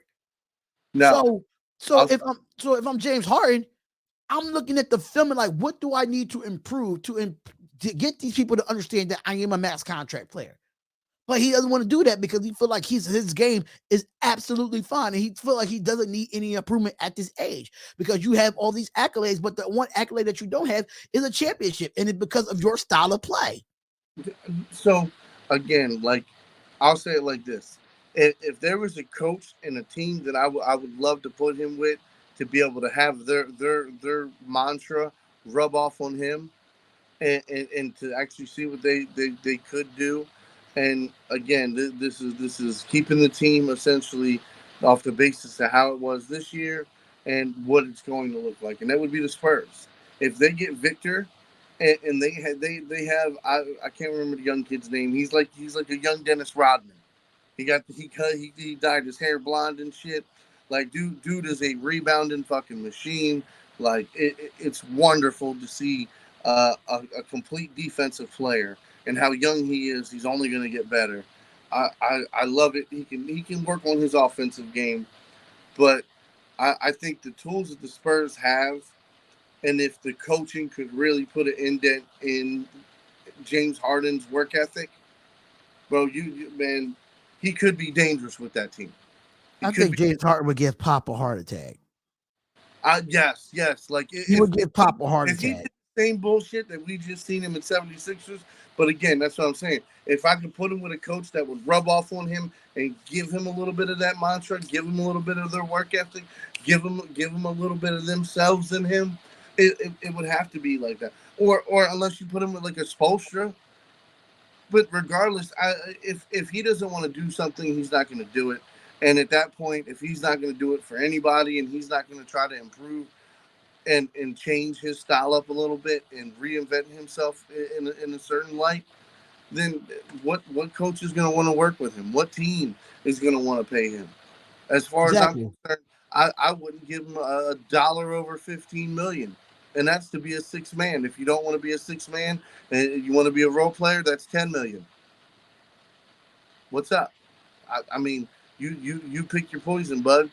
But you want to start? Oh, you want to start? Okay, you know what? I'll give you a 2 million 2 year deal, right? First But year and the second year team option. No, we get the option. And what we'll do is your first year, we'll sign you to 20 million, and you'll start. But if you don't start the full season and you don't start, you know what I mean, start and finish the season on the same type of play, so we're not going to pick up your second year deal, but your second year deal, that's worth $30 million. I don't even think he's worth $30 million at this point. Well, that's what I said. If he came in and played hard from the beginning to the end of And the he'll season, earn that contract. yes, then you earn that contract. I'll give you the fucking contract. I'll give you the Right. $30 and then we can talk extension. But again, like as far as I'm concerned, there's no. I don't see a team giving him over $20 million a year. I just don't see it happening. Yeah. When there's other resources out there, we just went through the top 50, and there's 10 of them as far as shooting guards or small forwards that give you a shooting the same type of shooting percentage that James Harden was giving you. They're younger, faster, and play harder, and they play defense. Absolutely. So I really listen. I just hope James Harden finds somewhere where he could be happy. He could contend for a championship, but he has to change his ways. He has to change his ways. He has to change this mindset of feel like he needs to be the front runner of a team. Sometimes you just have to play a number two role to win championships. And we see a lot of players in the NBA have done that. Sometimes you, even though LeBron James is probably the most figured person that I probably don't want to compare, but if you look at it when they beat the Warriors, and even though LeBron didn't take the last shot, Kyrie took that crucial three. Sometimes it don't have to be you all the time. You know what I'm saying? It don't have to be yeah, you all the time. And that's what James Harden have to get out of his head. Like, yeah, we understand that you're a former MVP, you're a good scoring champion, you've been here, you've been there. But sometimes you have to take a step back and let your other players help you. And I feel like now, yes, he led the league in assists, but sometimes he could really be more selfish than dishing out the ball. So he's really gonna have to change his style of game if he wants to win a championship. Because just imagine if the Golden State Warriors wanted James Harden. James Harden would not be a starter on Steve Kerr's offense. He just wouldn't be. And James Harden would be mad about that. But I mean, what's wrong with that? If you want to win a championship, you'll do anything. You came off the bench of Oklahoma City. Why you can't do it now? well, because he was really a nobody with Oklahoma. Look who he sitting behind: Kevin Durant, and Russell Westbrook. They weren't looking into him as a first or second option. They had the ability to bring him off the bench, and it was very nice for them. But again, that's why they let him go Right. instead of making him a starter with Russell Westbrook and Kevin Durant, and making the trio whole, and putting them together, letting them gel together, and then possibility of them actually winning the championship. Because him starting versus him running the second, like I understand, yeah, it helped him. Yeah, he was hot off the bench, but imagine having that boost from the first quarter on. And this is back when he did play some defense, when he did have all around game. When he was actually in shape. Yeah, no, and that's what I'm saying. Like, right? I mean, again, like there was a lot of times where he showed up and showed out. But what have you done for me lately? Yes. And I'm sorry, when it comes to the sports world, you get like you can have one down year, but after that, when you keep having the same issues and the same bullshit happen, and it goes on for multiple years, now you're inconsistent. I'm not betting on inconsistency. I'm not paying for inconsistency. Right. As a fan, I'm not paying to come see James Harden. I'm not gonna. I'm not. I'm not. James I'm Harden not. does not I'm make not me paying say, for a oh, guy that I feel like I don't think he's past his time, but past his prime, and give him a max contract and then spend my money to go see you be lazy. Absolutely not. yeah, no. I mean, that's what I'm saying. Like, if you pick him up to be your final piece, to be somebody who you're just trying to have score, and you're gonna have to try to move him around and hide him as much as possible. Like, you know what I mean? Like, and I know this is just gonna say it, like the Denver Nuggets or the Boston Celtics or, like I said, the Heat, because Yeah, they're losing Oladipo. Like, I could see him coming in there saying, you know what, this guy's a bucket. We're just gonna use him as a bucket. When we need a bucket, we're gonna give him the ball. We're gonna set something up for him to get a shot, to try to pick him at half court, to try to get him a little more open so he can walk into a three, or, get him an ISO, set a pick for him, let him try to drive it depending on the right. matchup. There's things you can still do, but the guys you're gonna have around him are gonna have to work hard, and they're all gonna have to be good. You Yeah, can't put shit players around him, because when you do, you see what happened with the 76ers.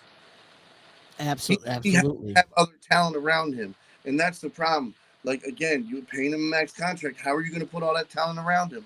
How are you going to put enough around him for them to make it to the playoffs, let alone win in the playoffs? You got to think about it. If you give if James Harden goes back to Houston and you give him that max contract, and then Jalen Green comes around on his contract dispute, and he's playing lights out. Then you got to give your younger players that max before you give a James Harden a max contract. So it's really good. If I'm the Houston Rockets, I'm not looking to give James Harden to come back to Houston $200 million. If you do, then that means you're doomed for a long time because you got young talent in Houston that you don't need to give a James Harden that's past his prime a max contract. Yeah, no, absolutely, and I agree with that. And that's why I'm like, to me, it absolutely sets the franchise back. It It does. makes zero sense for the Heat to try to go back in time. This is not the same player. It doesn't even make sense. Like, the first time you did it, absolutely, it worked out in your favor to an extent. But this time around, you're gonna get fucked. You play with fire, you get burnt. Please don't get burnt. Like, I mean, like, and it's a buyer beware on the guy, and that's why it's like, if you buy and you're not aware of the situation, then you're gonna get burnt. Right. Absolutely. Absolutely. So Kevin Locklear said, love the content and the convos. I can't wait till y'all blow up over 1 million subs. I'm going to stay supporting and stay looking forward to y'all over having 1 million subs. Hey, we just grinded here, man. That's all it is. It's just a grind. And sometimes YouTube does its job, but we still got to do our job as content creators as well. So appreciate the love, bro. Appreciate the love. Appreciate it. Let's get over to a little bit of the NFL part of it because we majority talked about the NBA and everything of that nature. But the New England Patriots are back in the news again, ladies and gentlemen. They always doing something to violate some type of rule or something of that nature. New England Patriots has been docked 2 days of organized team activities after violating off-season rules, according to ESPN Mike Rios. Now the Patriots canceled OTA schedule for Thursday and another one next week, according to that report. Now the violation hasn't been disclosed publicly, but through Mark Daniels of MassLive.com noted that the history suggests that OTA violations typically center around a player contract and what should be a non-contract practices. The NFL offseason program is currently its third phase during the teams allowed to have offenses and defenses face each other on 7-on-7s or 9-on-7s or 11-11 drills, but no contact is permitted. Now, I say that the number of teams have been penalized for OTA infractions in the past, including Chicago Bears, Dallas Cowboys last offseason, Jacksonville Jaguars, the Cowboys again, and San Francisco 49ers in 2021, Baltimore Ravens in 2018, Seattle Seahawks both in 2016 and 2012. Um, they said the Pats now have 8 days of optional organized team activities in a 3-day mini camp. Thursday scheduled organized team activities will be set for first open for media before being canceled. The past 3 seasons has been mediocre at the best when it comes to New England following Tom Brady's departure to Tampa Bay and eventually retiring this offseason. Now, the Pats just have one winning season with one playoff berth since that defection, going 25-25 overall. Uh, Patriots, why are you always violating something here? Like, like what? I mean, it happens. It happens. Like, for this wasn't so much like Bill Belichick trying to steal game tape. Okay, I know, this. but they stay in the news for all the negative shit. They always do. I mean, again, like I said, as a Ravens fan, I can't say too much because it happened to us a few years ago. I remember when it hit us and we got in trouble for it. And it's again, it's little things that if you don't stay on top of the little things, you're gonna get caught up for it, and shit like this happens. And that's with every major league sports. Okay, it's just like with pitchers, if their hands are too sticky, they're gonna wind up trying to figure out what substance they got on their hands, and if they can't figure it out, they eject them. You know what I mean? And it's a similar thing. It's like, whatever small rule they broke, they have to be penalized. No matter what, they're going to get penalized. They lose it. And again, it can happen in a number of ways. Whether it's illegal type of practices, people hitting each other when they're not supposed to, people Right. wearing the wrong type of helmets, people wearing shoulder pads when they're not supposed to be wearing shoulder pads. I mean, certain players not supposed to be meeting with a different strength coach.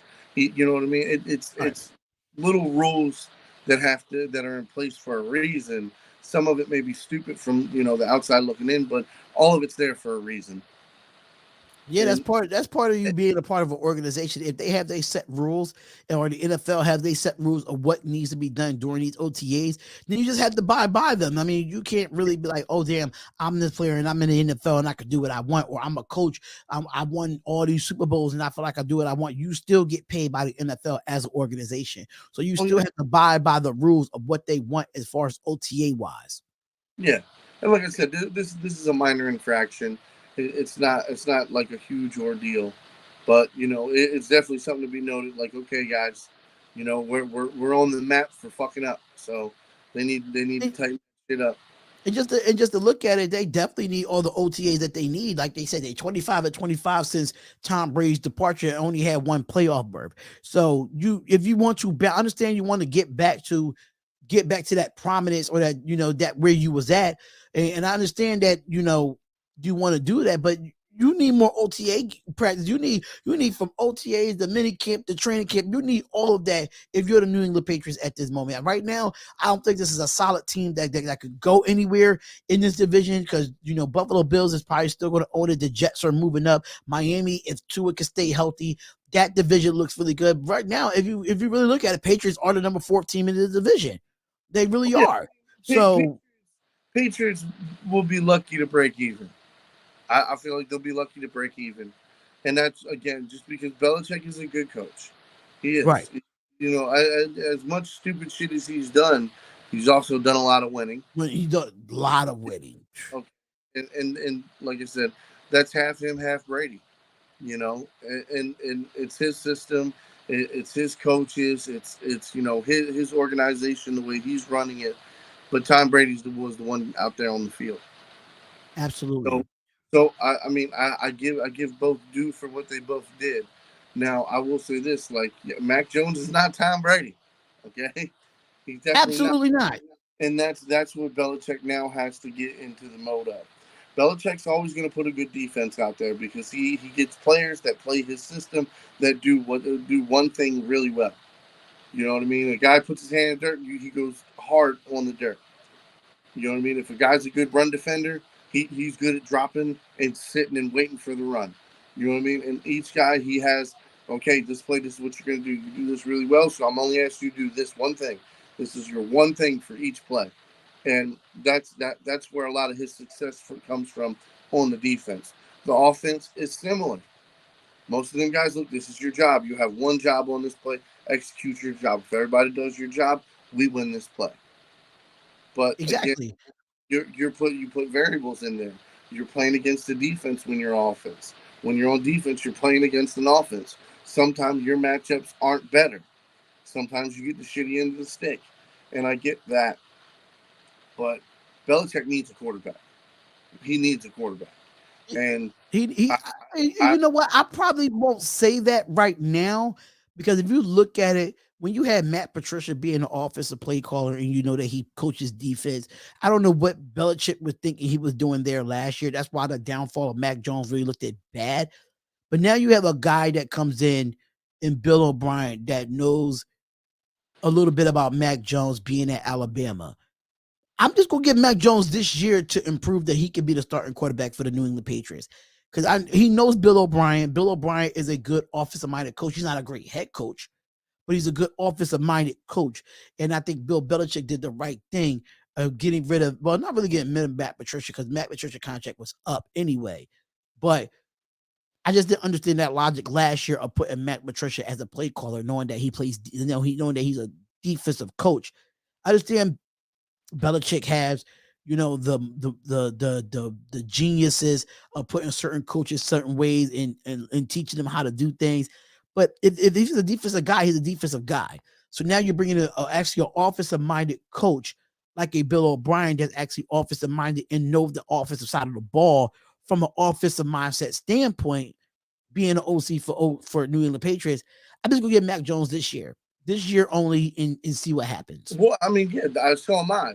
That's what I'm saying. Like Mac Jones has this year, but and I'm saying the draft class that's coming out next year and the year after that, like and honestly, I can't wait to see who fucking uh, Manning goes to. Archie, young Archie Manning. Yeah.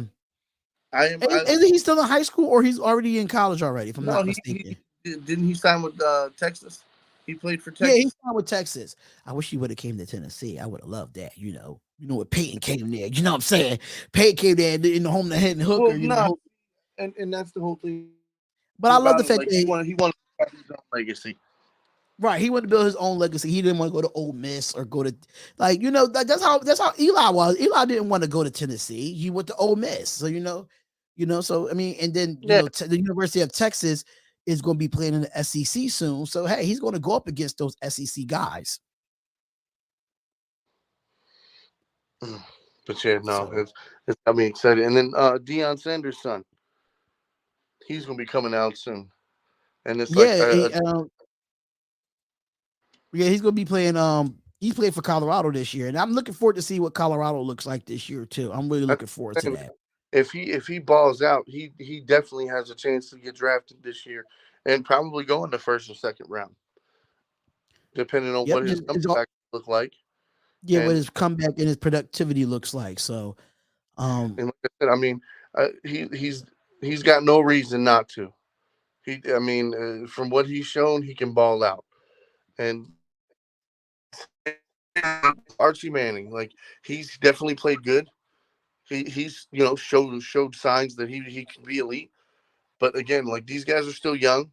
Let them get another year under their belt. Let's see what they can work with. And yeah, man, I look forward to this time next year to see who drafted who, where everybody is. You know, right. it's exciting. It's exciting to think about, man. All right, so we got the final topic of today here, and I am going to say something about the whole Jimmy Garoppolo thing because I know the Raider Nation is probably going in a big thing here, and I'm gonna just put that at the butt. But we want to go through these quick potential NFL trade packages for players who needs a new start, and I think it's 7 players out there. I'm gonna just read them out, and then we just gonna figure out which one is the best here. The first one that they have on this NFL potential trade, they have Buda Baker from the Arizona Cardinals saying that the Eagles get Buda Baker and the Cardinals get a 2024 fifth round pick and a 2025 third round pick. Cause I'm not gonna read the whole article about it and all that. Kevin Byard, the safety from Tennessee, they saying the Chargers get Kevin Byard and the Titans get a 2024 fifth round pick and a 2024 seventh round pick and wide receiver Jalen Guyton. I'm gonna go by these two first. I think if the Eagles can pull this off and get a Buda Baker, you're just adding to their championship pedigree. You're just adding to it if they could go get Buda Baker. If I'm the Cardinals, there's no way I sell that low for Buda. There's no way because you're not going to tell me a team wouldn't offer a second. Well, actually, yeah. I mean, it's a 2024 fifth round pick and a 2025 third round pick, but we see the Cardinals make bad trades anyway when it comes to what they get in return. So, Yeah, I mean, they gave us a first round pick for Marquise Brown. So, exactly. So, you know what I'm saying? So, That's another thing. But Kevin Byard on the Tennessee Titans, the Chargers would get Kevin Byard. You would put him would get what is that other safety's name? I keep forgetting that guy's name. Um,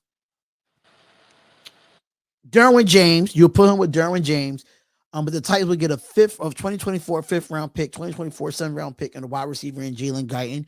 I think the wide receiver part for the Titans to get back in return is really needed because Treylon Burks is young, and Jalen Guyton is not. Jalen Guyton is talented, but he can't get the exposure that he can when you have Josh Palmer there, and you got Keenan Allen, and you got Williams over there getting all the notoriety over there. So I think I think this will be a possible trade for the Tennessee Titans to do with the Chargers. What you think?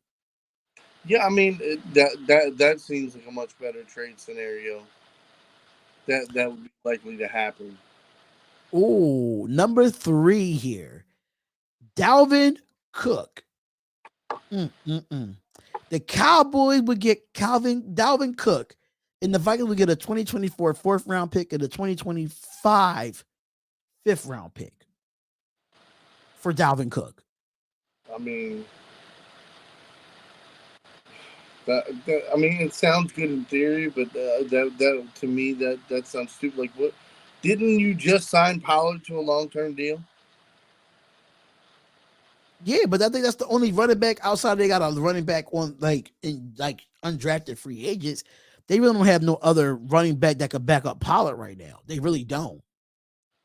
But Dalvin Cook's not gonna come in and be a backup. He's just not. But he is coming off of a shoulder injury, and he doesn't appear to be interested. Like Dalvin Cook doesn't appear to be interested in being with the Vikings. Like they came close to trading Cook before, so the Vikings have replaced him on a Twitter. I guess they put Alex Madison on a Twitter banner instead of Dalvin Cook. But I think it's just a lot of things going on between those two, and knowing that Ezekiel Elliott parted ways from them. I could see Dalvin Cook and the Dallas Cowboys, but just for 2 first round picks, you got to give me more for Dalvin Cook. As much as that guy did for that franchise since being drafted to Minnesota, you got to give me more for that. Oh, see, that's what I'm saying. Like, I could see so many other teams going after Dalvin Cook. That would be a better situation in a better trade. Like AFC teams that would want a running back. I can see Dalvin Cook with the Buffalo Bills for real. For real, they need a running back. Yeah, I mean, it's the same thing for us and for the Ravens. Like we've got the draft capital to go get Dalvin Cook. We've got the cap room to enough space to go get Dalvin Cook. And that's why I said, for me personally, like a lot of people are looking at DeAndre Hopkins. No, we don't need another wide receiver. We don't. We're good. We're good. What we need is a true running back. And the whole thing is we have Dobbins and we have Edwards that can carry the torch until he's completely healed and he's good to go. And then once Cooks is fucking ready to run, could you imagine week 4, week 5, or even week 10, Cook coming back, and then all of a sudden you have this burst and he's completely healthy. Could you imagine Lamar Jackson? Who's going to run at you? Cook or Lamar? Cook or Lamar? Oh shit, oh shit, oh shit, oh shit, oh shit. Man, that is going to fuck some defenses up, brother.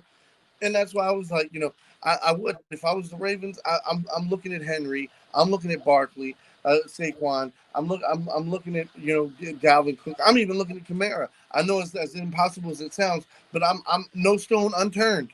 Who can we trade for? What can be that last missing piece for the Ravens offense? And I think there's a handful of teams, just like Buffalo. Buffalo's one of those teams where, like, man, where's that last missing piece that we're gonna need? Right. And I feel like there's a few teams in the AFC that are like that. Like on the Dolphins, more so they're on the defensive side of the ball. Where's the missing part? Where can we get better to get, you know what I mean? Because Miami, even if Miami plays stagnant ball and they only put up 21 to 28 points a game, on average, they can still win if the defense plays. They've had some nice young picks over the last few years. They have Baker up the middle. They got Jalen Phillips. That kid played pretty damn good last year, and he's only going to get better. You know what I mean? They have a good secondary. Yeah, Like the Dolphins can be a scary team, especially if they keep to healthy. So imagine putting one of the top 10 running backs behind him. yeah, especially with Dalvin Cook, that's been very consistent ever since he came out of Florida State. So has been very, very consistent there. So the next one they have is Matt Corral from the Carolina Panthers. They saying that the Rams get Matt Corral and the Panthers get a 2024 fifth round pick. I can understand why they want to do it because they went out and got Bryce Young, I'm not but familiar. I'm not. I'm not. Matt Corral played at Ole Miss as well, and Matt Corral he didn't play enough in Carolina to try to trade him. And then the Rams just drafted Stinson Bennett out of Georgia, so it makes no sense to go trade for another quarterback. And even though Matthew Stafford is probably on his way out due to that neck injury, um, so Calvin Beeler says it makes no difference who win the NBA Eastern Conference. The Denver Nuggets are the NBA champions. I'm gonna just leave that there. But Look, Matt, Matt say this. I'm gonna say this. That's a bold statement, but I don't but feel like that. it's not a reach. It's a bold statement, but it's not a reach. Yeah, yeah. It's not. Matt Corral. To be honest with you, like as soon as you said that, I was like, I can see it. I can 100% see it because, dude, if the Nuggets play the same way, the same type of fashion that they just played against LA, if they play that way against any team, they're gonna win. So Matt Corral, he was last year with the Carolina Panthers. He was used for a third round pick out of Mississippi. He did have the injury during preseason, and he never saw the field in the regular season. The Panthers did trade him to get Bryce Young. Matt Corral's 24 years old. And he said he doesn't want to play anywhere else. He wants to play in Carolina. So I feel like now, if you really want to have a backup to Bryce Young, you really don't have any backups there for Ripper. I don't know if PJ Walker's still there. And Matt Corral, you really don't see much about him. I know about him in college football, but you really haven't seen much about him. So I really don't care for this trade at all. And it doesn't make sense for the Rams or the Panthers to make this trade at all, in my opinion. So the next one is a pretty interesting one here. Now, Mike Evans, Tampa Bay Buccaneers. Now, the Indianapolis Colts get Mike Evans, and the Panthers get a 2024 second round pick and a 2024 third round pick. Mike Evans going to the Colts with AR-15, and now you give Michael Pittman Jr. another wide receiver outside of anybody else that's on that roster. And I feel like that's where they lacked at in the last couple of years. If you look at the Indianapolis Colts, Michael Pittman Jr. has been the most consistent receiver for them in the last last 2 years. So bringing over to Mike Evans for draft picks, I think the Buccaneers should get more than that for Mike Evans, in my opinion. I mean, I he's starting to get a little older. Like wide receivers tend to age between 29 and 32. And which he's 29 now. I know. So what you're looking at now is like they're trying to get quick return on him, and that's the only reason why they would give him up for those draft picks. To be honest with you, that's the only reason I can But see it. if you look at his numbers, he's coming off of a 1,174 receiving yard campaign this year with the quarterbacks of Baker Mayfield and Kyle Trask. Like, he's doing I it mean, with quarterbacks that's not you great, think you think he's going to have those same numbers if he had Richardson thrown to him?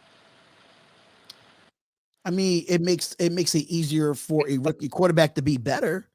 800 yards, maybe 900 yards, but I don't see him cracking 1,000 yards, especially with Pittman on the other side. Like he might get close to it. But the thing about it is the reason why Mike Evans had those yards, because if you look at Chris Godwin could never stay healthy as the number 2 receiver for Tampa Bay. He could never stay healthy. So you're going to get a healthy Michael Pittman. So the numbers might drop, but you have another elite, not I want to say elite, but he's a top 15 receiver in his league if you look at Michael Pittman Jr.'s numbers.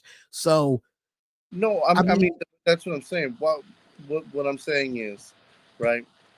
Indianapolis Colts are going to pay that would pay that for him gladly, and that would make understanding for them to pay. But I'm saying for them to give anything more than that, to give higher picks than that, it wouldn't make sense because you're essentially I'm going to give up a second round pick for a guy who's most likely not even going to get 1,000 yards this year because we're going Right. to have growing pains because it is a rookie quarterback.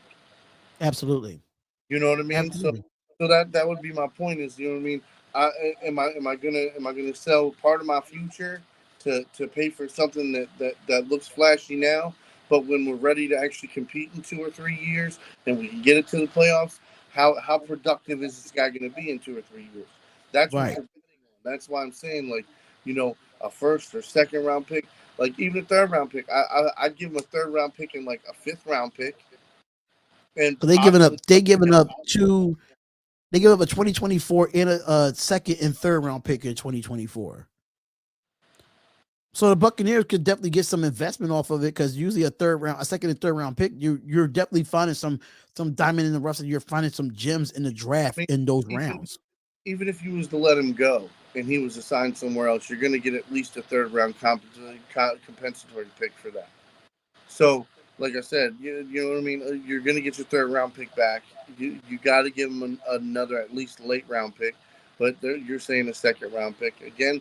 For me, like I said, for me that would be a little too rich because, like I said, no matter what is next year, it's really that second and third year that you would have him that would really matter. And that's what I'm saying. Like the second round pick, that's a huge investment. If you feel like he's gonna be your guy for the next 3 years, absolutely go make the investment. I'm not saying Mike Evans can't be that guy. I'm just saying to bet on that, it's again, it's a bet. You're having to bet on him. I'm not I don't want to do that now with Richardson. Right. Right. Absolutely. So And I'm just talking about from the investment part. From the player standpoint, fuck yeah, go get that motherfucker. Go get D Hopkins. Go get motherfuckers. You know what I mean? Absolutely. From a player standpoint, go. But at the same time, the Colts need to stay within themselves and rebuild and work their way up again. Like you can't just go buy a team and expect to win and be a constant winner and because eventually everybody I needs think to they, play. they are doing that though. I think if you go get a because so many number two receivers came in after Michael Pittman left and have not done nothing to help Michael Pittman out. So I feel like if you get a guy that could be productive, but you're not asking much of, but he could still give you quality numbers, and Michael Pittman still could be Michael Pittman. I think that works.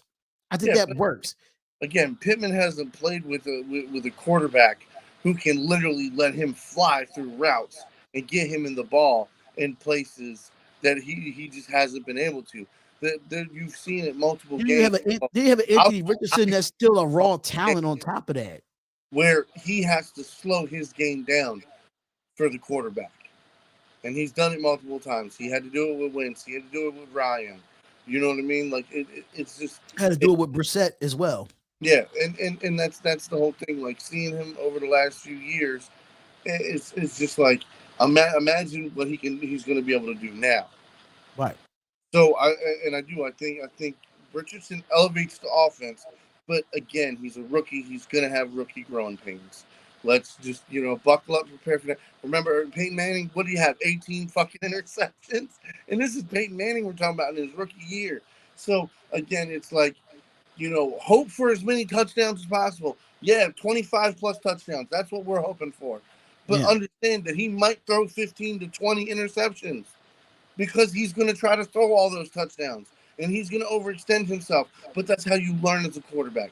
That's how you learn when they sneak disguises on defense and it looks like everybody's in the box. But as soon as you hike that ball, holy shit, I just had 3 guys drop back in the cover. That shit you have True. to learn on the fly. You can't just you can watch a play and you can try to look for those disguises, but every once in a while, every quarterback gets tricked. We've seen Aaron Rodgers get picked off of disguises. So it doesn't matter how good of a quarterback you are, it can happen. Oh yeah, So absolutely, so absolutely. that's the whole thing. Like for me, and with all the young quarterbacks this year, I feel like all of them can flourish in the situations that they are in, as long as they are here to play. We have no time for a Johnny Manziel type fucking fuck off. We don't have time for the immature bullshit of Kyler Murray. Like this is the motherfucking NFL, fellas. Come here, Play your asses off. Let's get this money. Let's get the wins. And I do. I want to see these young guys run the dog shit out of these old quarterbacks. Absolutely, because the league is getting younger.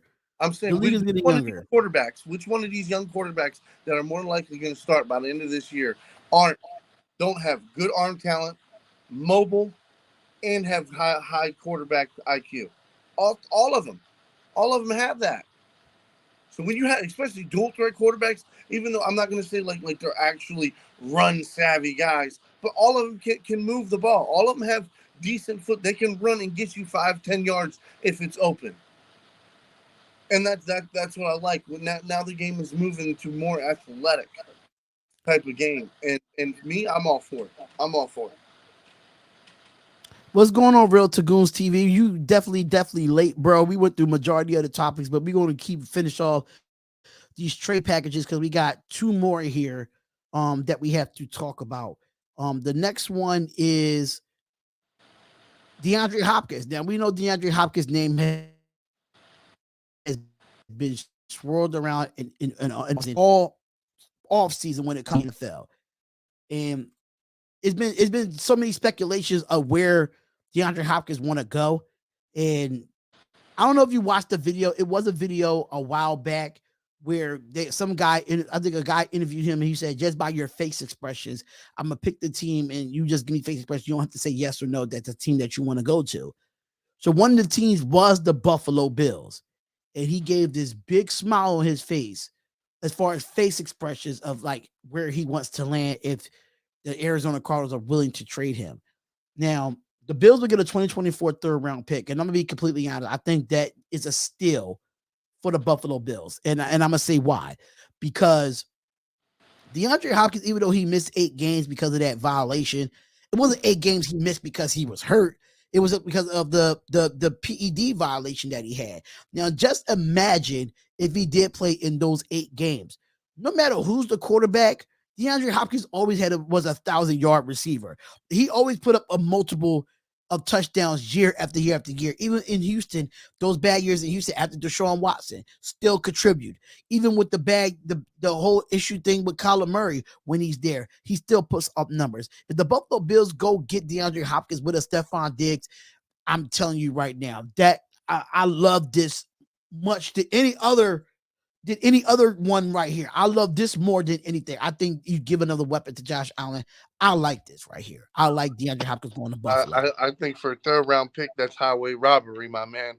It's not. I don't think so. The guy numbers is good no matter who the quarterback is. The guy is consistent. No, I mean, I'm saying for the Cardinals, what didn't the Cardinals just a couple years ago put out a first and like a second round pick for him?